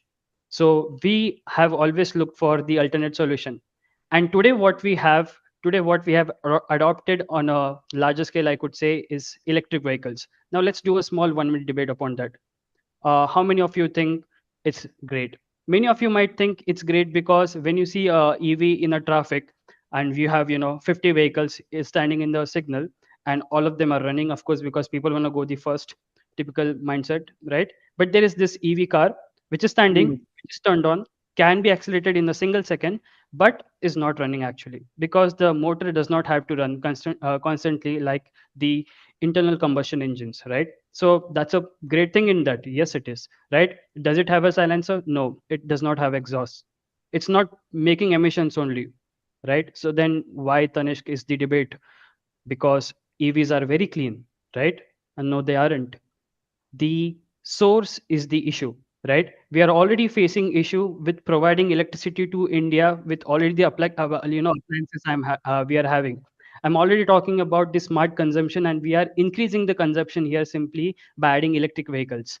Another thing, a vehicle is something a man has desired from so long. Before house, people buy cars in India, right? And they don't want to buy one, they want to buy multiple, and they want to use it for a prolonged time. For example, I have 1998 Honda City, which I'm still using, right? And I can still use it for 10 more years. After that, I can keep it as an antique. But can we do that with an electric vehicle? The simple answer is no, right? Because the battery has a life. Even my laptop battery, I cannot use it for a longer time. It's alternatively, increasing the e-waste on the planet. Secondly, the mining, right? It's not as simple as you put up a plant, energy plant, and you do that. The mining has increased drastically because of the increase in demand for lithium, which is very bad. We don't want that to happen. For that matter, EVs has a lot of disadvantages. But why did we go with EVs first? Because we trusted motors than your other engine, which takes usually 6 years of development, right? So this was the fastest way. We already had the chassis of the car. We just had to replace the engine. We can use it like a boot space now and just fit a motor. And under the hood, we just put up a battery. It was quite easy for people to adopt with that rather than the other alternative solutions. Now, one more thing that we have, I heard one more person talk upon the blends, right? Which is the great source. So the fuel which you already have, make it safer and blend it with ethanol, right? So these alcohol based blends are much cleaner. They are less powerful, but yeah, they are much cleaner. So what do we do with that, right? All the experts previously have already talked upon this, so I don't have to, right? What's happening right now? We are having renewable energy expansion. Okay, policies and subsidies are there. So we are giving less subsidies. We are asking for more registration fees on the internal combustion vehicle rather than the electric vehicles. So you don't have to pay registration, by the way. Okay, now we have the smart grid and AI integration idea with ourselves. Okay, so now everyone has talked about the grid, one nation, one grid, right? We are talking about that. Now, how to make that smarter? In that case, AI could be used. We have to decarbonize the things. Okay, now there are multiple companies, startups which were not appreciated well. So what you have is a system right at the tip of your exhaust. You collect that carbon emission and you generate ink from it. Now, how cool is that? Now, things like these has to be promoted well. How much AI is really needed now? Again, the topic that I said, which we'll see later, is right now. The statistics are quite clear. Just to train an AI model, you can see how much carbon footprint it is leaving behind, because the amount of water that is being used to to keep the data centers cool, the amount of water that is being used to keep the the computational hardware cool is obnoxious. The electricity used to train an AI model is obnoxious. So training an AI model is not cheap. It is not green at all. But then we need AI, right? So we should rather use AI as a shovel only, where the domain specifics, the businesses and the service provider, like the energy generation, is going on right now, right? Now, to make these things smarter, faster, and better, we should use artificial intelligence. That's perfectly okay. But now what we have, chat GPT with everyone. Now we have Copilot with everyone. Now it's there in everyone's laptop, which is benefiting, but not everyone probably. Many people, in terms of like lakhs, billions, they are just using it for normal chit chatting. Do you know, every time you say please in Copilot or chat GPT, it is costing millions of dollars over there in USA in the data centers. Now that's how horrible this AI could also go, right? So correct use of AI with the awareness also is important. We should restrict AI only up to the business purposes. And if someone wants to use it personally, it should be open but with paid medium. So not everyone will go for that, right? Only someone who really understands the use of AI can use it properly, should be able to. What can AI do? Again, we can optimize the existing resources. We can reduce industrial pollution with, again, the norms and the smarter systems that we will be building. Advancing sustainable transport, climate change mitigations. We have weather forecast already. We can make it much smarter, right? We can find out the root cause already. It's like having raw and intelligence before the terrorist attack. Stop them right there. Now, what are the replacements of EV? Now I talked upon it, right? I said it's not the best thing to go for. Then are EVs the really future? According to me, that was a no. Then what else do we do, right? These are the disadvantages. Limited battery range. Okay, you might put so many charging stations all over, but is that again really going to make sense? No, you're again just going to increase the charging cycle of the battery, and then you're going to exhaust it soon. You have to dump the entire battery, which costs more than the car itself. Charging infrastructure, high initial cost. Again, environmental concerns are there because of the mining and the production of more electricity, and performance limitations, of course. So what else can we do, right? We have to focus upon the European standards roads. We have bad road condition. We have to work upon that so that the pollution is less, right? We have to give a better separate lane for the public transport. The public transport has to be promoted a lot more. If we have more metros which are coming out, which is a great thing, right? People are using two-wheelers, three-wheelers, two-wheelers and four-wheelers just for a single person purpose. Why to do that? We can promote uh, public transport on a larger scale. We can make infrastructure in that case, so people are using the less automobile. Now, of course, I thought of using expertise over here. This is not in the concept of the Energathon, but it's a good to know thing, right? And again, of course, I was thinking to focus more on the hydrogen power systems, which people have talked upon, which I felt great about. So why don't we add more value to it, right? It has higher calorific value, it has higher mechanical efficiency. The systems are more powerful with that. With the help of fuel cells, now we can compress the hydrogen on a much higher level, and it could be accessible, right? Um, Again, refueling shouldn't be an issue.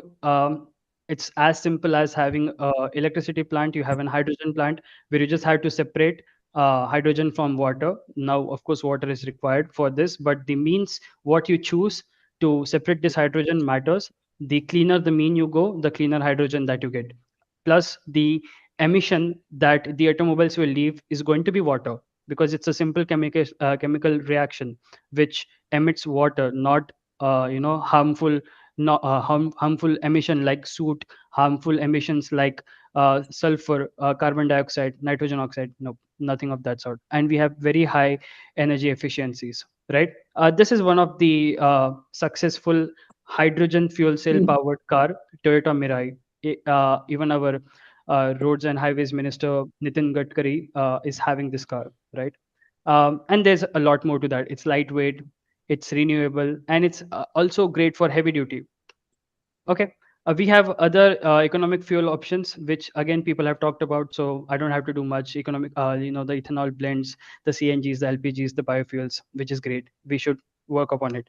Now, in conclusion, that's what I have. Again, I'll come back to my topic, my motto of smarter consumption as well as the smarter generation. We can generate smartly.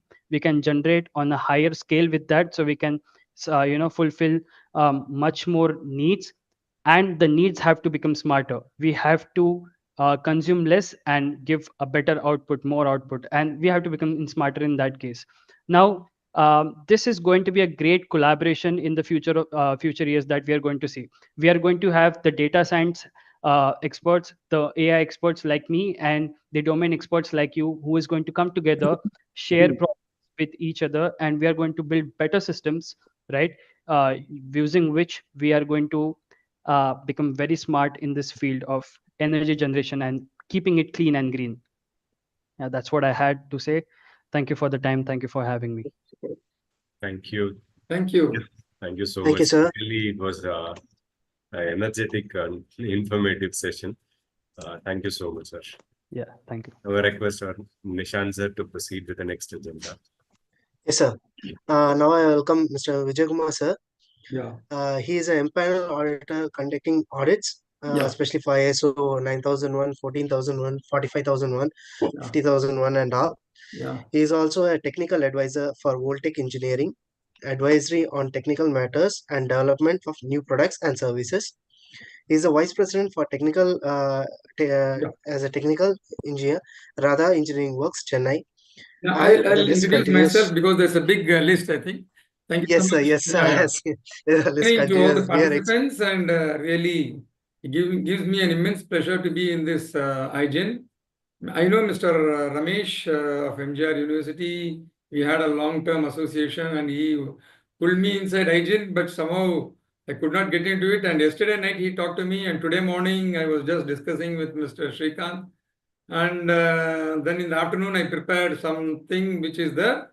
I just gave it for even in the evening, 4:30 only I gave my slides. Good. Once again, I thank all the dignitaries and participants. Thanks for giving me an opportunity. And let me talk about myself. I am Vijay Kumar. I am basically a master's in power systems and also MBA in artificial intelligence and MBA in asset management, and also in advanced diploma in quality management system. I started my career in 1978 as a technician in telephones and joined with ICF as a junior engineer, and then finished my graduation, and then I moved on to as a graduate trainee, and I was into prototype development. Even the way back in 1980s, 83s, 84s, I was having a focus on energy. Even during testing, I used to tell the testing of two transformers, I used to tell, let us connect back to back, Hopkins and test. Then when the manufacturers are wondering, how sir, because that's you'll be saving energy, a lot of energy. So my focus was there during the college days itself on the energy part. Okay. Now, regarding my professional qualification, I am a lead auditor in QMS 9001, 14,001 in EMS, and 50,001 energy management system, 45,001 OHSMS, and also the lab management system. And also, I am a international auditor for the international railways. I was in China for 3 years, and I was in Brazil and other many countries, Saudi and Muscat and all those areas. I am a certified energy auditor by Bureau of Energy Efficiency. Somewhere in 2005 itself, I cleared the exam.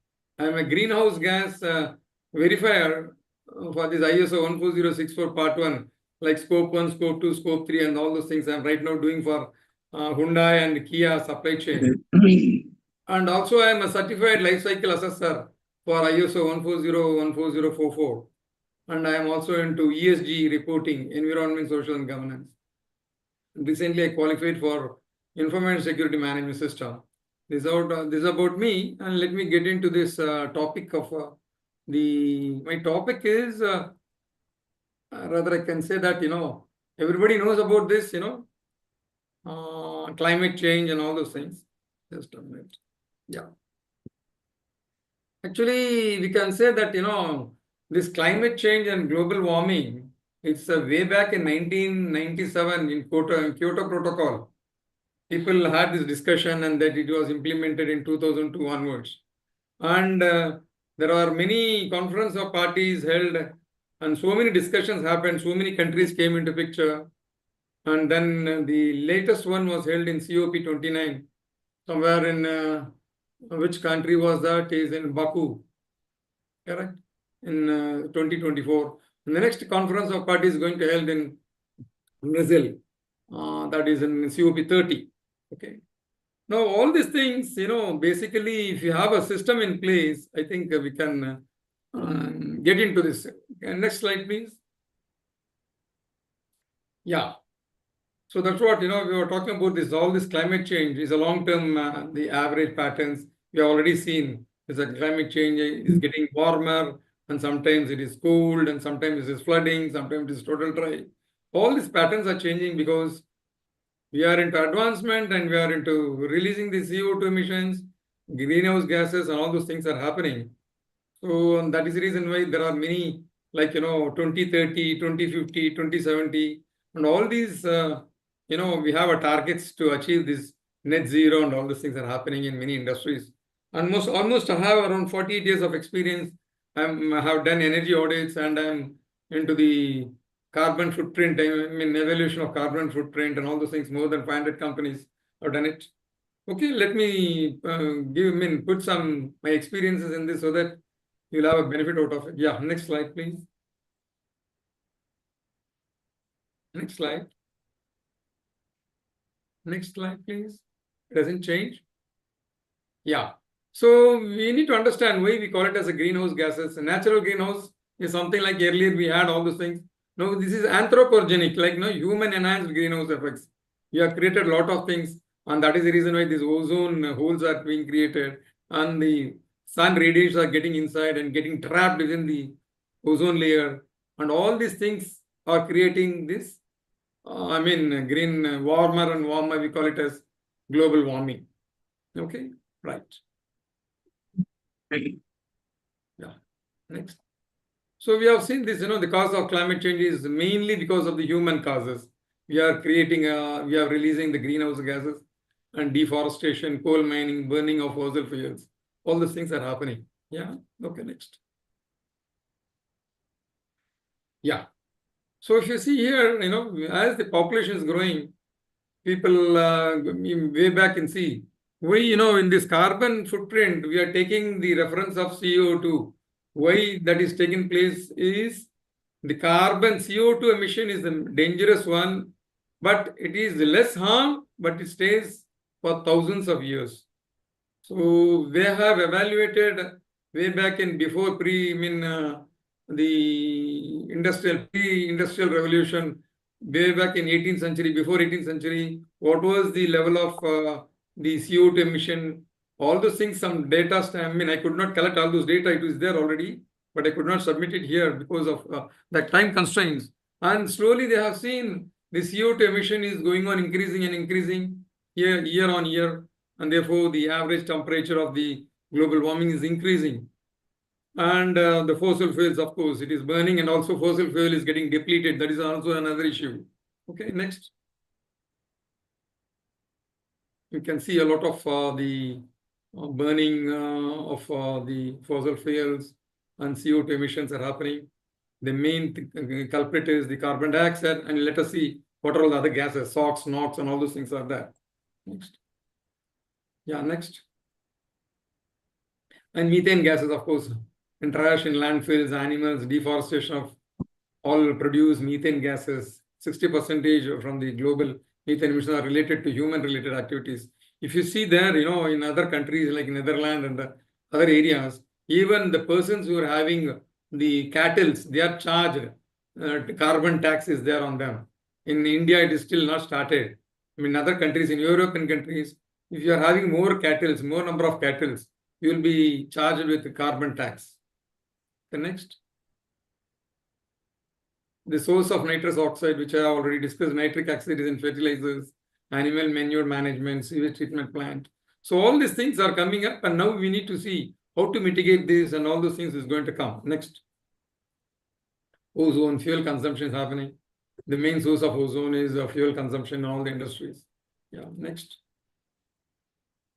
Chlorofluorocarbons is also the main culprit, like, like refrigerators, cooling, like AHUs, air handling equipment. In all those areas where the chlorofluorocarbons are getting emitted into the atmosphere, and they are very harmful. It is even more than SF6, sulfur hexa, which is used in circuit breakers, sulfur hexafluoride, which is almost 24,000 times dangerous than the CO2 emission. So those are all converted to a common base of CO2. That's why we call it as CO2 equivalent. Yeah. And now finally, when we see here, I have collected the data of the carbon, greenhouse gas emission. It is almost energy sector. It is almost 75% when compared to the other waste and all these things, agriculture and all those things are there. Then finally, we had to focus more on energy sector. All the earlier speakers have given a beautiful data, which is very much important. Now for this, we need to have study this and how to evaluate the CO2 emissions, and that is most important. Now let us see. I'm just focusing on industry, that is on the energy sector, how to capture this and how to evaluate the CO2 emissions and all those things. Yeah, next. So now comes industrial, energy sector, we need to focus on energy efficiency. Focus on, because why there was a barrier, because I am in this field since 1983, 84 onwards. So I used to do a lot of study. I used to do a lot of the R&D works in this. The important thing is there is a focus on production is not there. It was less on energy efficiency. There was more on production, productivity. They wanted more production, but the lesser efficiency was there. Lack of understanding of the financial and economic and quality benefits. Lack of adequate technical skills for energy efficient measures, because they were not knowing how to measure it and all those things. Poor monitoring systems and data analysis. They were CapEx and OpEx were there. So when you purchase something in the olden days, they used to tell, say, well, let us purchase a water pump, which is going to come instead of 10 HP, 5 HP, they will tell, okay, to be on safer side, let us purchase 10 HP in those days. And it is run, if you see, the pump will be running at the 25% load or 30% load, which is nothing but the efficiency is lower, and therefore it consumes high energy. So those are all the things comes into picture. Energy efficiency knowledge resides with individuals. Sometimes, the competency of the person plays an important role. The person changes, then things gets changed, and then sustainability risk will be there, and financial constraints are there. Sometimes, we know very well it is going to give an energy, but a return on investment is going to play a havoc. Because, for instance, I'm going to have a AC, which in the market, suppose you say there is only 5-star, but I'm going to use it only for 1 hour. Then he will think whether ROE is going to come. Then these are all the financial constraints will be there. Okay, next. So people, what they do is in energy, in the industry sectors and other energy sectors, they do an energy audit. Yeah.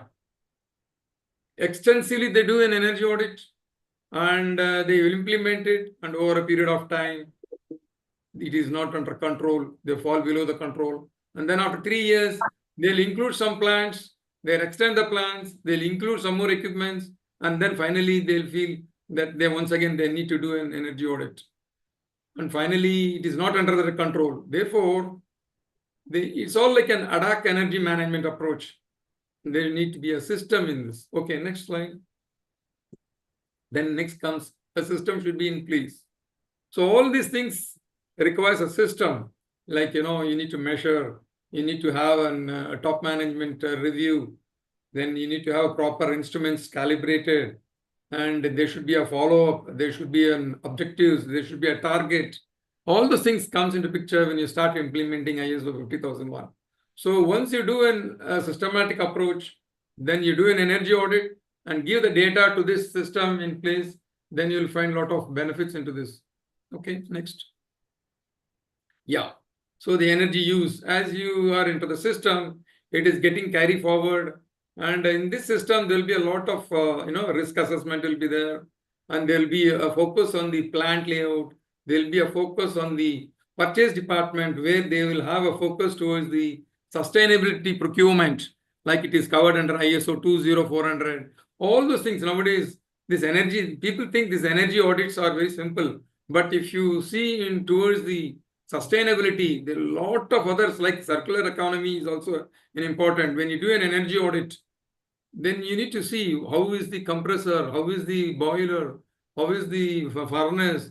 I have seen in many industries, only the maintenance team will be looking at the energy management systems. No, it is all the process owners, like, planning department. In one day, I am using the total capacity, so that, the total production plays an important role. For a given amount of energy, if I'm able to utilize the fullest capacity of this equipment, for instance, there is a furnace which is capable of handling 10 tons. Suppose my production plan, I'm unable to give 10 tons, I'm taking only 5 tons. The energy consumption is lost. Therefore, optimum, therefore the planner, therefore the other person is a QA person, because the person who is in the, so these are all the special processes where they'll be concentrating on the quality but not on the energy front. So I used to tell, look, quality person should also see, like, in heat treatment, they'll be looking at the special process whether the quality is coming. You need to track the energy part of it also. Then things will get improved. All these things gets tracked when you are into the system. Yeah. So this evolution of the energy management system came into picture somewhere in 2005. Earlier to this, it was BSEN 16001, and later on this energy management system ISO came into picture. And then somewhere in 2011, and it was established. And then in 2002, 2018, the second publication came into picture. Yeah. And who are all benefited into this? All the people. Anybody can implement this ISO 50001. It's not necessary even a power plant or in the industry, small scale industries. It is a system. It is a culture. It's not that you need to have a certification. Follow the standard as per the standard and implement it. And there will be a commitment. There will be a plan, do, check and act. Plan, do, check and act. Because it is always plays an important role. So it is applicable for all types of people, all types of energy use. There will be a systematic way of doing it. There will be an energy review. There will be a significant energy out. Because see, in this energy management system, when you do an energy audit, there will be a low-lying grapes. You can tap those energies, and then second, and then third, with an investment of ROI within 2 to 3 years. And this, if you link it to the system takes place, takes care of follow up, and then when there will be a review meetings, and there will be an improvements. A lot of things happens, and you can do a lot of things on this. Yeah. So in this, then came another standard for 5002, 50002, where the energy audits can be done. Because earlier people used to tell, yes, energy audit. No, there is a system in place. For everything, there is a standard. The standard, because why I'm telling about the standard is, see, what happens is build up a culture, it build up a system in place. Even if you're not there, the next person will carry forward and keep going. So in this 50002 talks about energy audit, walkthrough audits, detailed energy audits, and investment grade audits. These are things are there. Next. Next, please. Yeah, when you do a walkthrough audit, we'll identify, because see, it all depends. Suppose you are used to the system, you are used to the industry. By seeing those figures, you will tell. In a walkthrough audit, you will like to tell that, no, see, the compressor, if you go into the compressor in industry, if you find a hissing noise in the compressors in the industry area, then you know there is a leakage of air. And if you go to the furnace or boilers, see the data, then you'll come to know there is a loss. Like that, cogeneration, you can opt for cogeneration. A lot of savings will be there. So through this energy walkthrough, you can find out a lot of potentials are there. Then you can give a report to them. Or a detailed energy audit can also be done. Or in some cases, there is an ESCO models are there, where you can tell that you will take the responsibility of investing it and have an agreement that whatever they save, they'll give back the amount 50-50 or 60-40. Like these are things are available. Yeah, next.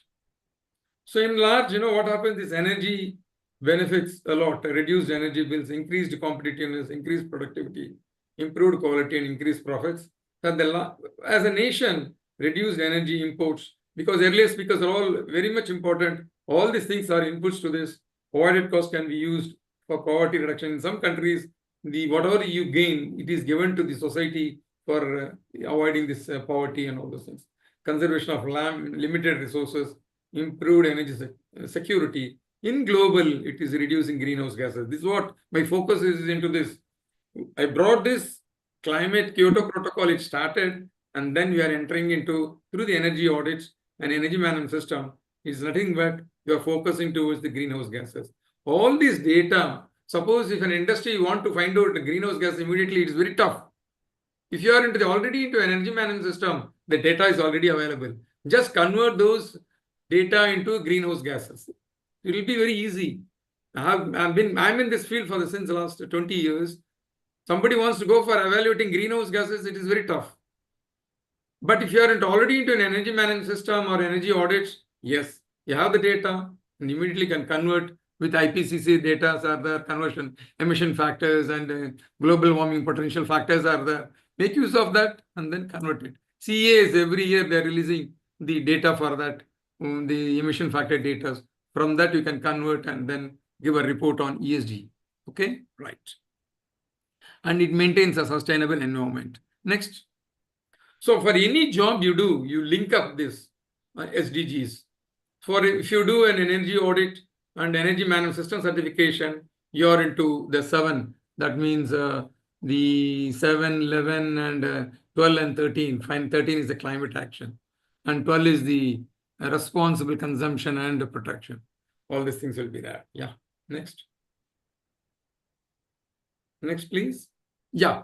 So there is a lot of standards are there connected with this. I mean, I have given it to the benefit of our participants. Like, you have a standard for the measurements, monitoring and measurements, ISO 50015. And there are many things, energy audit for projects, energy management for for the certification body also, it should be, he should have been into this system, then only he'll be able to, because this is a competency in this. So you should have a background. So there is a separate standard, ISO 50003, for the requirements for the bodies providing audit and certification of energy systems.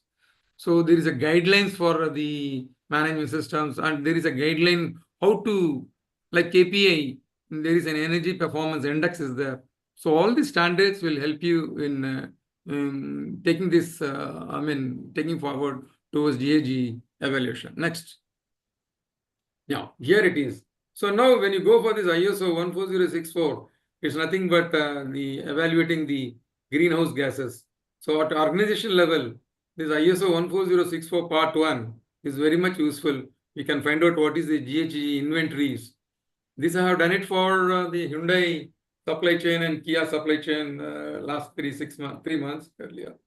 So it was very nice. So the data is very important. Transparency is most important, because you have a lot of data, whether it is realistic or not, we don't know. All those things has to be taken into picture. This ISO 14064 part 2 is on the project level, and the ISO 14064 64-3 is for the guidance for the certification body, like guidance for the validation and verification. It is mainly for the certification people. Next. Yeah. So this reduce greenhouse gases in industries and companies, energy efficiency, transition to renewable energy. All these things you have seen. The earlier speakers, it was really an input for this, because all this renewable energy you can convert into. The main thing is we need to convert into greenhouse emissions. How much is that? So there are many data available, factors, global warming factors and emission factors are there. Take those things, evaluate it, and feel that proud that we are going to meet the targets of 2030 and 2050s and 2070s. So always we need to have a plan and move forward. Yeah, next. This is what I told you. The scope 1 and scope 2. When you do an energy audit, you can beautifully cover the scope 1 and scope 2 audit. In scope 1 is nothing but all the emissions which is coming during your production, during your generation. Like if it is an industry, big industry, steel industry or a cement industry, what are the activities you do during energy audit? First, conduct a base audit. Don't give any suggestions. Conduct a base audit. We call it as a baseline. From that, you give a recommendations. In the baseline, what is the GHG? In the recommendations, when you say do in savings, then after that doing the savings, evaluate it, how much the energy has been saved. Then convert this into GHGs. That is all about scope 1. Scope 2 is nothing but it is from the indirect emissions. That is, you're taking supply from the EB, from the generating stations. So how much of energy is taken. But you can do it in your centralized control panel, your distribution panel. But when you do an energy audit, you'll come to know which load is contributing to more of greenhouse gases. Then you can focus on through the energy audit, which one I need to focus so that my energy gets reduced, energy consumption gets reduced, energy saving will be there. In turn, GHG emission is getting reduced. So there's a lot of studies in this. The next session. And of course, earlier one. In scope 3 is nothing but it's all the upward stream and downward stream is nothing but a supply chain. Your own supply chain, your supply is giving this team and raw material. Then for him, scope 1 and scope 2. And when he's bringing it to you, he'll become the scope 3 and all those things will be there. A detailed study will be there. You can have a separate session on this. If needed, we'll discuss with Mr. Ramesh later on. It's a good study for this. Yeah, next one. So the stepwise calculation will be there for greenhouse gas emissions, identify the GHG emission sources, select calculation approaches, collect activity data and emission factors, apply calculation tools, and gas emission data corporate. I've been to the Germany last year. I've attended the waste energy equipment, electrical and energy equipment, where it was very beautiful because I was one of the, the assessor for this Paul Innova in the IIT Chennai. Last month I've been there for evaluating the engineering colleges projects. Last year also I evaluated. Luckily, those evaluation was based on the energy only. Then most of the college students, they are showing the toys, the toy models, how the segregation of the waste with metallic and non-metallic, they were showing. But luckily, I got an opportunity to go to Germany last year. I attended in Frankfurt on the waste energy, we call it as WEE, waste electrical and electronic equipment. There I have seen a server. There are around 60 stalls. It was a good experience for me. There was a big stall. In one of the stalls was they're having a server. He says it has already served for 20 years. I'm reconditioning it and certifying it. It can be used for another 20 years. And it also saves energy and all those things are there. And similarly, another stall had waste. It's a mixture of metallic and non-metallic. Then they had an electrostatic field. And in the conveyor it was coming. And the electrostatic field picked up all the metallic one and thrown into another bin, in another belt. And the non-metallic part went through the same belt. So I could see the real equipments are there. And then I collected all the data and I given it to IIT Chennai last month. So it will be useful for the students because they wanted to have the startups that are coming up faster. Even this last month when I went also, there are many students who are showing keen interest on this aspects of this energy because nowadays sustainability is the mantra. Everywhere, everybody is talking about sustainability, circular economy.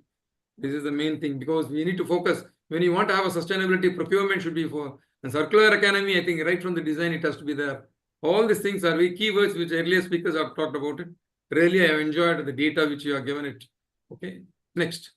And a sample calculation for scope 2. Scope 2 is nothing but your energy. So every February, January, and all those data, you have a kilowatt hours, like 23,32,618 kilowatt hours, convert into GHG emission. And the emission factor is given here, 0.7134. Multiply with this kilowatt hours, you will get kgs and divided by 1,000, it gives you a ton. Ton CO2 equivalent, you have to write it in that way only.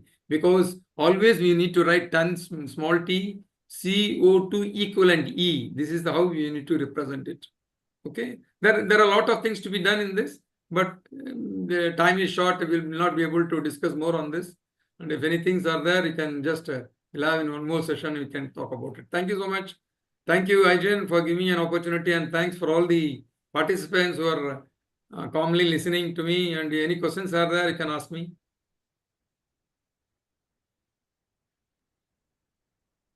Yes, Srikanth.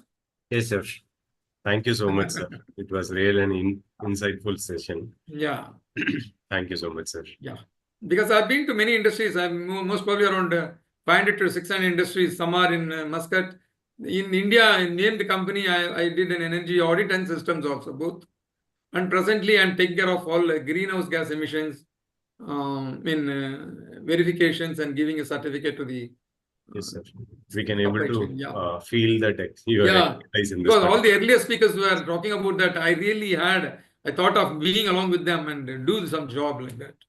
And presently, I'm concentrating on hydrogen coach, which is an ICF, which is under production. I did my course on hydrogen production course, short-term course, and also I finished my course on BESS, this battery energy storage system. Recently, I completed it. So I'm also into this, like lithium, and there is a sodium ion is coming up. There is another one is a solid-state batteries. Another is flow batteries. Many technologies are coming inside. The sky is the limit. The energy is the mantra. That is sustainability is the key word for all these things. Anything you talk, sustainability is important. Any activity, sustainability, that's the most important thing. Very nice. I enjoyed this session. Thank you so much. Thank you so much, sir. Nishant, sir. Thank you, sir, for your valuable ideas which were shared. Which was very much valuable for us. Now we'll move on for the panel discussion session. Yeah. Shall we move, sir? Yes. Yeah. So with all the speakers, I'll just introduce two more speakers to this panel discussion, sir. So the first one is Dr. Karnamurthy, sir. He has 29 years of experience on onshore wind power technology. Also, his expertise in project management, consultancy services, carbon advisory development, construction, erection, inspection, and testing, operation and maintenance in wind energy projects, and training development services also. Also, I'll welcome Mr. Vijay Raj, sir. He is the Deputy Director in National Productivity Council under DPIIT, Ministry of Commerce and Industry, Government of India. He has played key role in policy preparation activities like TN Solar Policy 2019, TN Energy Policy, and Renewable Energy Action Plans, etc. We welcome you both, sir. Yeah, thank you. Thank you. Thank you, sir. Vijay Ram, sir. Yeah, I'm available. Yeah. Yes, sir. Welcome, sir. Welcome, sir. Thank you, Nishant. Yes, sir.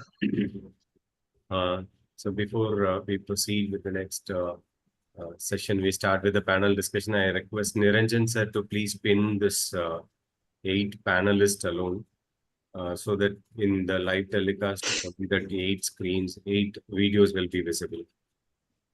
Niranjan sir. Okay. So the student volunteer who is supporting for the live telecast, please assist. Please pin the 7 speakers and along with me, so that 8 videos alone will be visible on the screen. Thank you. So, so due to time constraint, I'll directly go into the topic. So for the today's panel discussion, we selected the title Understanding Energy Policy for the Country's Economic Growth, Environmental Sustainability and Social Development. So I hope this is a crucial topic that impact not just our present, but the future of generations to come, balancing economic growth, protecting our environment, and ensuring equitable social development. So to have this discussion, we have an expert panelist with us. So we saw the individual presentation of the panelist. So in this, first I'll directly go with Dr. Karnamurthy sir. The question is like, or the point to be discussed is like, how would you define an ideal energy policy that balances economic growth, environmental sustainability, and social environment? Please give your insight about this, sir. Thank you. See, the answer is there in your question itself. Okay, so environmental sustainability and economic growth, social development. Okay, so social development, I am from wind industry. I'm in this industry for the past 3 decades. Okay, and I represent Indian Wind Power Association, Pan India Treasurer, and I represent India to the world. That is World Wind Energy Association. I am the Vice President for India. So everything is about wind. So the answer is, and also I have authored one book called Mind of Wind. So this also I have about Mind of Wind. I mean, here also I have not left that word of wind actually. Right. So the for answer to your question is, if you take social development, so without local community engagement in our industry, if you take wind or solar, the engagement of the locals are very much important, and we engage them, we include them in our discussions. For we have to share the knowledge about why this wind energy and solar energy is important for our grid. At this moment, if you take as a country, the renewable energy is contributing only 25%. If you take Tamil Nadu, 45%. If you take only, so we have to first share the knowledge why it is needed. So that means remaining 75% are dominated by the fossil fuels, which thermal is dominating about 60%. For that, coal we are importing from abroad, Australia and other countries. Yeah. So there are three disadvantages. One is depletion of the raw materials, because when you rely on some raw material to generate your electricity and to meet your energy demand, the depletion of the raw materials, that is one thing. One day it may not be available for generating the electricity when you are relying on that material. And second is it pollutes. Okay, it is pollutes. And third is cost. When you are importing something and you are generating your electricity to meet out energy demand, so the cost also increases. So that none of the discoms, that is Tamil Nadu, if you take Tangentco, none of the discoms are in positive balance sheet, because they are offering the power to public 3 rupees or 4 rupees. Okay, but they have to import a lot of coals and generate the electricity. If they want to meet that, then they go to the tariff should be somewhere 10 plus rupees. So if they charge more tariff, then we will not vote for our government. Yeah, so that they want to, so none of the discoms are not in positive cash flow. That is the main reason, because our 75% of the energy is met through fossil fuels even today. That scenario has to change. So from 25% current, to current consumption from RE to 50%, we want to increase by 2030. So many of the speakers, they put it in their slides. We want to consume renewable energy 50% in our energy demand by 2030. And we want to become a net zero by 2070. That means another 45 years, there is a visibility in this industry. Okay, we are talking about, this is, I am covering all the three. So sustainability also, we want to have our energy, requirement in a sustainable way. That way, our country is blessed with 8 RE rich states. One of the panelists said 7, it is 8 RE rich states. Starting from Tamil Nadu, Kerala, likely yes, Andhra, Karnataka, Maharashtra, Gujarat, Rajasthan, MP. These are the 8 RE rich states. Even Telangana is now one more part of Andhra. So that way we are blessed. That means to meet out our energy demand 100% from the renewable energy sources in a sustainable way. It will be made possible only in the year of 2070. So for that, another 45 years, we all need to work together. Even I go for many guest lectures in many engineering colleges. I mean, why I'm telling all this, we have to spread this knowledge even with the local communities. Otherwise, the people will always create a problem to make money. So even we have to make them understand, for your energy demand also, you have to now rely on this. Because end of the day, the land, wind, grid, these are the three dimensions needed for developing any projects. So land is always with the farmers. So we go to, there are government wasteland, there are private land, there is a forest land also. So the local public has to be included in our decision making. For that, we have to, share and spread the knowledge about why we need the renewable energy, why we need the sustainable power. Right. So environmental sustainability we have talked about, and social development. After commissioning of the project, we are giving lot of job opportunities to the locals for the wind and solar also, for operation, for security level, and monitoring, asset management. So social development happens by providing lot of employment opportunities for the local itself. Right? These are the, the answer is available in your question itself. So sustainability is national imperative, global necessity, and third is a strategic opportunity. Okay, even national requirement, global requirement, but since there is a requirement, so we can make some strategic opportunity as well. More the engineering students become an entrepreneur. They can choose their career in the renewable energy, where there is a visibility of this industry for next 45 years. So the core engineers, mainly from electrical. Okay, and this is the only industry, all the core engineers are involved. Okay, electricity, the outcome of the wind and solar energy.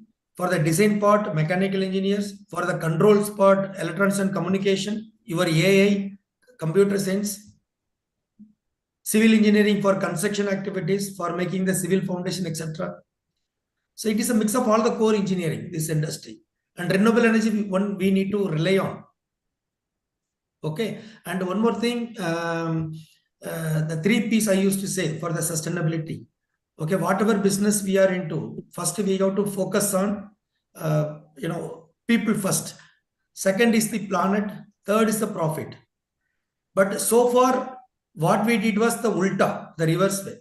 Everyone focused on profit.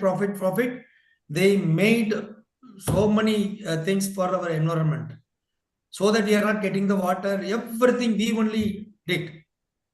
The sequence should be people, planet, and profit.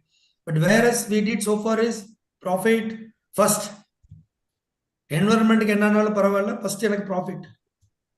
Second, this thing lost is people. Okay, so I want to conclude here is for the first question. There is no planet B.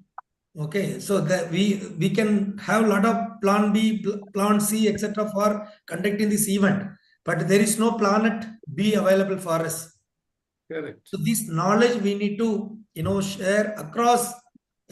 We should conduct such a program, many programs. So there is no planet B. We have to live in this one earth, one grid.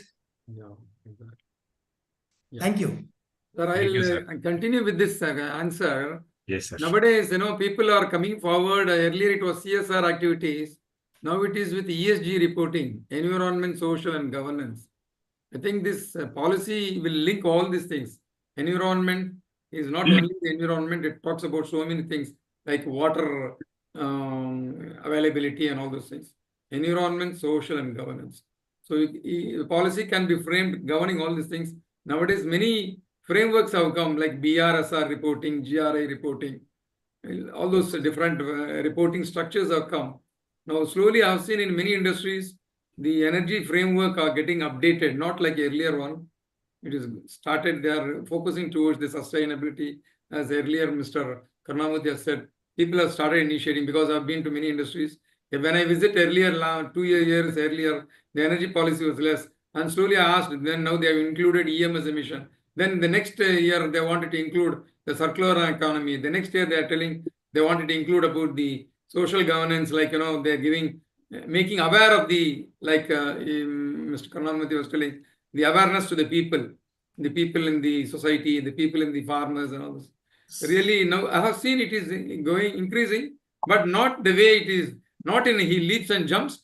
But since I'm getting in touch with various industries, it is moving up, as you rightly said. It may take 2070. So anything to to meet out, there are 3 things are required. One is resources. Correct. We have our country. We have a resources a lot. Till 2070, we have discovered our resources. Second is the infrastructure that is also getting developed. Third is the skilling. Okay, That the is- skilling need to be Exactly. developed in India, which is Yeah. lacking at this moment. Now, I was talking in many industries forums, L&D, we call it as L&D, learning and development. And that is, as you rightly said, that is missing. Because one of the industry, when I went there, they said, sir, 5 people left, they wanted to go to the other factory. Correct. So in our company WinPlus, we have a learning and development department through which we are signing a lot of MOUs with the engineering colleges. We train the freshers. Yes. We are giving the trainings. And That's also, you all know that, there are 17 sustainable development goals in which the SDG goal number 7 clearly talk about energy for all. That is renewable energy for all. So we are also focusing on that energy for all. Even the rural areas and all, still people are, yet to get the power in their places. So we are focusing these SDG 7, Sustainable Development Goals 7 in our company. So that is our objective. very nice. Very nice. So I will just, I'm also adding some of the points from my point of view. So the question is how this ideal energy policy. Today, if we see in our country as well as in state, we have different energy policy like solar policy, wind policy, but we never had an integrated energy policy which focuses on energy efficiency also, because whatever the policy we are having right now, either it for renewable energy expansion or just shifting our fuel substitution kind of thing, but we never had any policy which is having integrated kind of thing. First step is energy efficiency, then followed by your renewable energy expansion. And as our earlier speakers are speaking that we have more 50% as on date, 50% of our total capacity, installed capacity is from renewable energy. But when our goal is 2070 to reach zero carbon, it's a mild ambitious target of zero reach, but still there is a scope for improvement. And as Sir was telling about this is ESG, why can't we can propose the government to have a policy which is like a European CBAM policy?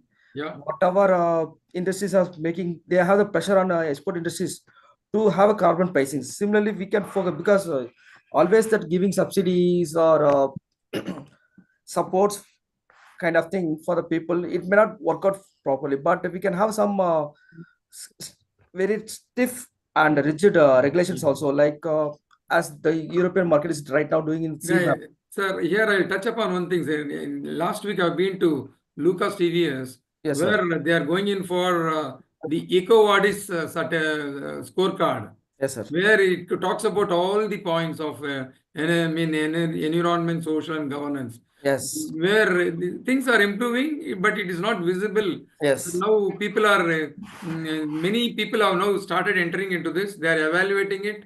They are putting into the Audits software where it evaluates. The AI is there, generates and gives a scorecard. Then in that case, once you are through, you can supply your product to European countries. But in India, we need to improve a lot. Yeah, now we are also working with the WRI and Ashok Leyland and the TVS Lucas also.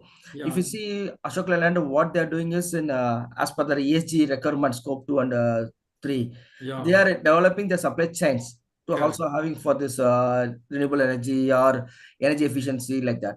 And we are also working with the WRI, skilling the people, because we are speaking one way about energy efficiency and renewable energy expansion, but the skill set of the people available in our country is very, very less. So to address that gap, now we are working with the WRI, the World Research Institute. We have a program called RISE, Excellence Program. With that, we are upskilling the employees or workers who are available right now with the small scale MSME units to have this type of knowledge as well as skill set. That's one thing. And just I'm focusing another thing is right now, as you are rightly telling that TVS Lucas or other companies like who have that mandate or who are in the market of European market, they are going for the carbon accounting or using that ESG concepts kind of thing. But when the government is in government of India or government of Tamil Nadu, if insists like a pollution control, we have that zero ZLD concepts for leather industry. Why can't we have a carbon accounting for our industries? So that we can strengthen the emission tracking as well as certifications, because we know that Breaks India and TVS groups, they are planning for even carbon zero neutrality certification also. I'm into that. But that is a voluntary basis. If we make it as a mandate, like PAT, for distillery consumer, we have the PAT, and they have to reduce their energy consumption by 3%, 4%. When it comes for everyone, with some strict regulation for industries, especially with the industries, then we can focus. As well as our policies right now, it's focusing on a massive way of implementing renewable energy or expanding the renewable energy, but we'll never go for a decentralized clean energy access. Correct. Because promoting the renewable energy microgrids in rural areas will be more advantage rather than going for installing a plants of 100 megawatt, 600 megawatt, 700 megawatt on tail end injections. Correct. When you have this renewable energy based micro heat grids, the transmission loss also reduce, as well as the carbon emissions will be much more important. And today we are telling about EV, but if EV is mandated with renewable energy based infrastructure, chargeability, that will be the most welcomed, Green because hydrogen. EV We call it is as a green one way hydrogen. we are promoting EV, but indirectly we are emitting same thing. Whatever gasoline engines or IC engines supposed to emit, we are emitting more than that in our power plants. So if EVs are mandated, or at least 25%, like some pro rata basis mandated for EV charging facility with renewable energy, then this EV promotion also will be more advantageous. And the government can also focus on funding such activities like EV based charging stations, or vehicles manufacturers, OEM suppliers, to have that renewable energy based. All these things will be give a more support for this renewable energy penetration. So the stable long-term policy with access to international climate finance can be a better option for this type of integrated energy policy. Sir, I would like to tell you, sir, now Yeah. some manufacturers coming forward with the green transformer. Yes, sir. Green transformer is nothing but the insulating oil is made out of vegetable oil, which has both property, insulating property, as well as the dilatory, the cooling property. And the paint which is coating on the transformer is an vegetable oil which has the same property as of the paint. So the other one is copper is manufactured from a green power, and all the assemblies are made from green power. Now already people are focusing. It is taking time, as you rightly said. It is going to take time, but the focus is already started. Everything is going to become green. Now, see, if you say, as you rightly said, e-vehicle, yes, the source of charging should be from a renewable energy. Yeah, now people are going into the life cycle of renewable energy. Now the manufacturing of solar, how much of carbon supply chain for manufacturing the solar panel. So it goes on, link is going on. Yes. So See, now actually the that's a 3 good hours, thing. sir, Vijay Kumar sir, the 3 hours, reduce, reuse, and recycle. recycle. In Yeah, place yeah, of recycle, I've already put in the chat box. Yeah. No. In place of recycle, people started putting resource, resource. Yeah, correct. Okay, reduce, reuse, and resource. Resource means resource. Yes. I mean, they want to consume electricity for their production, for the plant operation from the renewable energy sources. Yeah. The recycle they removed, instead of that they put reuse. Yes, exactly. So there are currently we have all these policies in place. Yes. KVR sir, you said there is no policy available for energy efficiency. You mentioned. Correct. Actually, if you look into the standards, it says you have to capture all those things. Right. Because I'm into the standard. Standard says energy efficiency. Standard says you need to have a benchmarking. Standard says all the people should be made aware and known about the efficiency of this system. All those things are there in the standard. Yeah, visible, Yes, sir. So this is at COP29 in Azerbaijan. I presented actually. Superb. Okay. Yeah, so I was there. So I represent the World Wind Energy Association also. Okay. Right. I mean, the title was "What Needs to Be Done so that Wind Power can fully contribute to the renewable future in India." Yeah. That was the title. So I don't want to. So these are the policies available at present in India. Correct. Accelerated depreciation, 40% is there. That means for 1 crore investment, you will be getting about 13-14 lakhs as a tax benefit IT, and generation based incentives are there. That is called nothing but energy efficiency. If your efficiency is good, then the generation based is the 50 paise more for per unit that they are giving it. Private investment is there, corporate renewable PPA is there, green energy corridor is also there, National Clean Energy Fund is also there, Electricity Amendment Bill 2020 also there. I mean, this second is nothing but energy efficiency policy. Correct. State-wise wind power installed capacity, we reached 50 gigawatt today, actually by March 31st of 2025. These are the state-wise installation of wind power capacity. The path forward, so what we have to do. So 140 gigawatt is the, wind and solar we want to have 280 to reach this 50% target by 2030. Wind, solar, majorly contributing large hydropower, biomass, and small hydropower. So these are the combinations. Super. So these are the potential available in India. So we have a 302 gigawatt, 695 gigawatt as per NIVE. That is National Institute of Wind Energy. Have studied and declared this potential is available across India at this height. Thank you so much, sir. Yes, sir. So, yeah. Sir, actually, I was starting this discussion like a panel discussion to have some key insights about the topic. Yeah, no problem. No, it was I more want of to like just a technical summit, sir. Actually, a lot of insights was shared by you all. And I can simply say, like, I can conclude with the single point, like energy must not destroy the planet. Yeah, the good policy was the question. The good policy, any good policy, incorporating available resources, creating awareness, following all these regulations will create definitely that will be the good policy to move on to the. Due to the time constraint, I'll go with the one last question or one last point to discuss. How realistic in India is India's target of achieving net zero emission by 2070? What policy shifts are required to make it feasible? Transparency. So I can propose. One of the COP, one of the meeting was held in. I went along with Mr. Ramesh, Dean of MGR University. That Pallikarnai. The meeting was held 2 years earlier, I think. Myself and Ramesh went.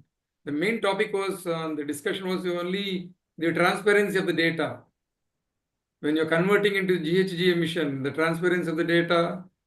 That is a big topic they were discussion. So many technical things were discussed, but finally the transparency of the data is important. So that means the basic culture from the discipline and all those things are required. So this is whatever the 2070, the net zero target, though it may be ambitious, but it is achievable if we have the proper substantial and substantive policy shifts. Yes. Because today we are speaking about rapid upgradation or rapid development of all these things. So what is the renewable energy and EV, everything. But we should have some policy shifts like phasing out of all the fossil fuels and coal. Because the coal transition policy is the one component which will transit our existing plans to renewable based. And second thing is taxation and carbon pricing is another mechanism we can introduce in our policies with a robust mechanism, so that people will be forced to adopt cleaner technologies as well as they can reduce their emissions, especially industries, either whether it's a large industry or MSME, whatever industry. But if we have that proper taxation and carbon pricing mechanism to boost them to reduce their emissions and adopt, as everyone was telling about 3 years, recycle, reduce, and renewable energy. So once they focus on this energy efficiency and adopt these cleaner technologies by reducing the emissions, definitely they can achieve the 3 years. Then already we have our expanding renewable energy like grid monetization, invest in smart grids or storage systems and distributed generations. These are the things will also support for us to achieve this net zero 2070. And government can focus on how to introduce these off-grid solutions, because most of the solar plants what we are focusing is on grid, but that off-grid is still it is not considered, or these microgrids, especially the microgrids in the rural area will focus most on zero emissions and obviously that energy efficiency, strict standards for energy efficiency. And these are the some of the things which we are already doing that, but we can have a strict policy and mechanism. And I suggest one more thing is investing in carbon capture and storage systems of carbons. CCSU. Because we are telling a renewable energy, recycling, all these are fine, but what we'll do with the already emitted carbons? So we should have a proper carbon emission capture systems and storage for reusing that. There can be a focus of us immediately to develop net zero emissions. And these are some of the points I'm just trying to add in our integrated policy. Thank you. And there are policies already existing. Mr. Srikanth, you are asking whether what need to be done in the policy. Policy is already existing. The implementation phase has to be faster. Yes. Because we are reaching the target in paper. Times of India, Indian Express, everywhere we are reaching it. But actual implementation is not happening. The main hurdle which I look at it, PSA, PPA, that is power supply agreement and power purchase agreement. It's a lag in government side only. Exactly. Okay. So, and the second is the cooperation from the on the ground field. I mean that educating the farmers, educating the local, that is missing. We got to educate them because renewable energy is the cleaner, greener, affordable, accessible, scalable, and sustainable. Okay, this education we need to do. So one is at the ground level, one is at the policy level. Only the PSA, PPA is still lacking. Power supply agreement and power purchase agreement. To elaborate this, only 1 minute I will take. See, power purchase agreement for the investor they need. Okay, if they are bidding, if they are winning the bid, they go to go for the power purchase agreement with the government body, that is SECI, which is conducting now. That is happening on the basis of PSA, where the government will supply this energy to which state. That is taking time. Because of PSA, the PPA is also getting done. So that is the only catch or lacking on top policy level. On ground, we got to keep consistently educate the ground team, the farmers and the landlords. We got to educate them about the renewable energy, importance of the renewable energy. Thank you. Thank you so much, sir. Thank you. Thank you, sir. Would you like to add any point with this, Sri Raja Balaguru, sir? Yes, sir. So, well, we are talking about the net zero 2070. And, just like that, we cannot go for green energy. Still, the thermal stations are there. We have to think about for the another way, that is the flexible generation. That is very, very important. So one point we are talking about the energy storage system for balancing the grid. That is one thing. And apart from that, the important thing is flexible generation, particularly the thermal station. If you start the thermal station from the cold start to the warm start to the, from the hot to warm and cold, it will take nearly 48 hours. So when you're, the lighting of the boiler from the cold and then the superheated steam goes to the warm and then to the hot, and it will take up 48 hours. So the thing is flexible generation, like the pumped storage, the hydropower station, just like that, you can connect to the grid. Very simple. But whereas if we go for the thermal station, it will take a more time to connect to the grid, talking from the cold start. So that is the problem we have, because lot many research gap is there, particularly in the flexible generation. That is what I'm pointing out here. And moreover, if you're going for a hydro station, it is the ramp up is 50%, which means that you have a, say, for example, 200 megawatt is there, the capacity, a 50% ramp up means in another few minutes, you can connect to the grid of 100 megawatt. Very simple. And gas turbine also is very important. As you know, the gas turbine is costly. The gas is costly. But now, today, the gas is very, very, very important. So just like that, we cannot go for that one. And as Sir said, Sankaran sir, and most of the speakers, they have pointed out about the repowering. So repowering still, the lot many stall regulated machines. There are two types of machines, pitch regulated and stall regulated. And now we have a complaints of LVRT complaints with the pitch regulated machines are there. Still, what we have to do for the stall regulated machines? So lot many issues are there, micro sitting issues, the wind resource assessment, what we have to do for that, because earlier the assessment is different. Now today, due to the El Nino, this effects and all weather effects, it has been changed. So bringing this renewable energy is difficult, and we have to go for another important thing, the green hydrogen. Talking about this green hydrogen is very, very important today. This is the alternative for EV or whatever the other sources, lot many things, not only for the EV, and you can produce the power also. So these are all the important things we have to go for the long way to go for the net zero. And some of the countries they will reach by 2050 itself, and we have 2070. And these are some of the points we have to cover upon in the forthcoming years, whether we are here or not for the 2070. But the young, what we are going to give it to the young generation, that is very important. And more important thing, the DSM concepts, that is the demand side management. Always we are not talking about only on the generation side.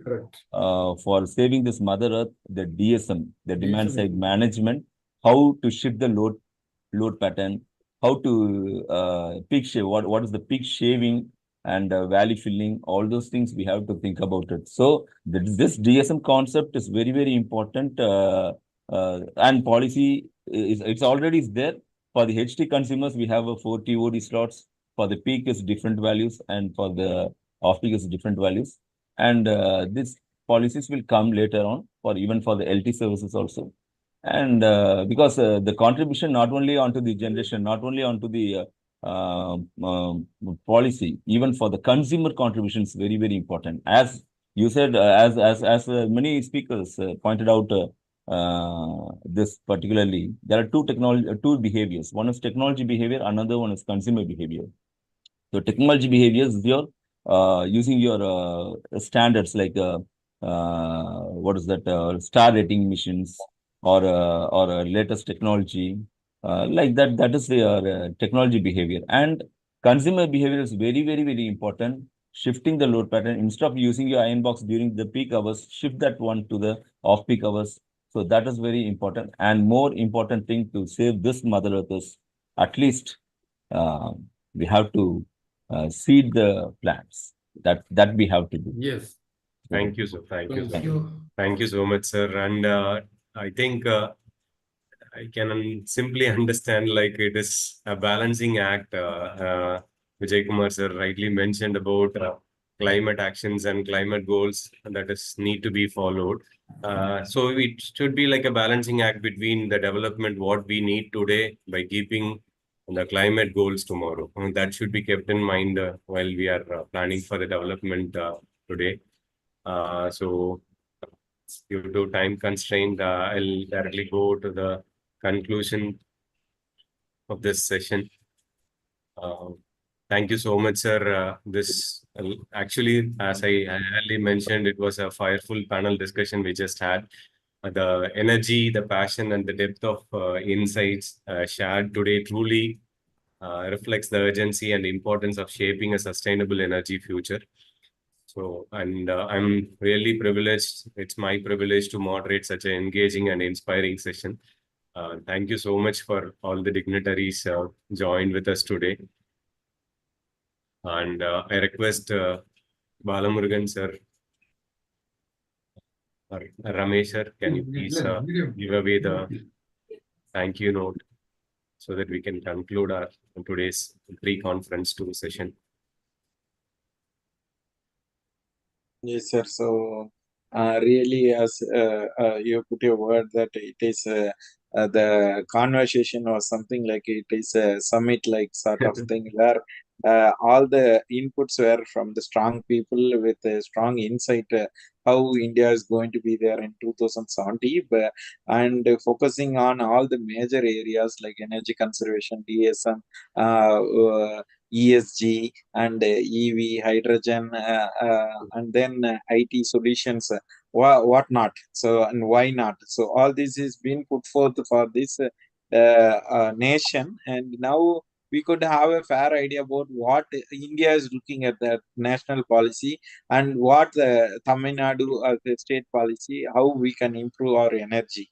And all these thing is coming from all these energetic people who have given their thought process. And also I need to thank all the spectators who are watching in the YouTube, so giving their timeline to make India as a progressive country. So when energy is there, So automatically India is going to be the top notch in each and every area.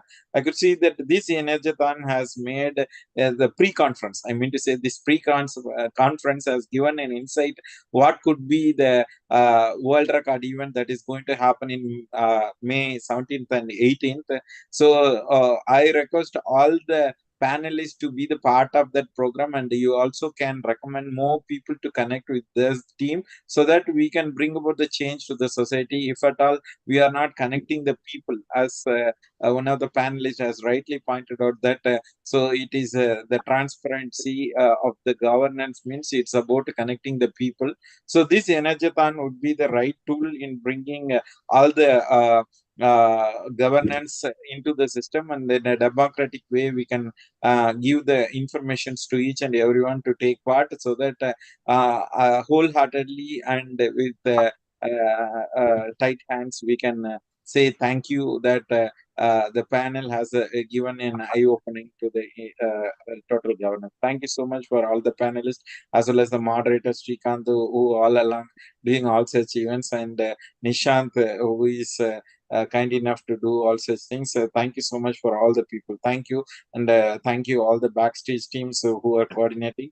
And I especially thank all the people who are watching in the YouTube as well as other social medias. Thank you so much. Thank you, sir, for the evening. Thank you, Dr. Bala, and a special thanking to all the speakers. It was very wonderful data presentation, and kind thank you to Karunamurthy sir. I think this is the first time we are meeting through you in Igen, and sir actually requested to us. We had communicated with a lot of groups related to that. We need a speaker because every time we have our fixed speakers, but we don't want. We need to have some news person with us. So sir requested us. Then I communicated to our Srikanth and team, and finally you are part of with our team. So we can make you as one of our regular member, and we can do something good for the society, sir. It's my pleasure, sir. Thank you. Okay, thank you. Thank you so much. Thank you Thank all. you, sir. Thank you. Thank you. Thank you all. Thank you all. Thank you so much, sir. Thank you, sir. Thank you, Mr. Ramesh. You Thank made you. me come Thank you so inside. much, sir. Yes, sir. Thank you. Thank you so much. Yes, sir. Thank Thanks, Mr. Yeah. Thank you, Srikanth. Thank you, sir. Thank you, Srikanth. Very nice moderation. Thank you so much for your whole team. Srikanth, Nishant, and special thanks to your HOD, Jaya Rama ma'am. So this program is completely planned and executed by your team. Thank you, sir. Super. Thank you for the Thank you, opportunity. sir. Thank Thank you. you, sir. Thank you, Thank you so much. Thank you. Thank you. Bye. Bye, sir.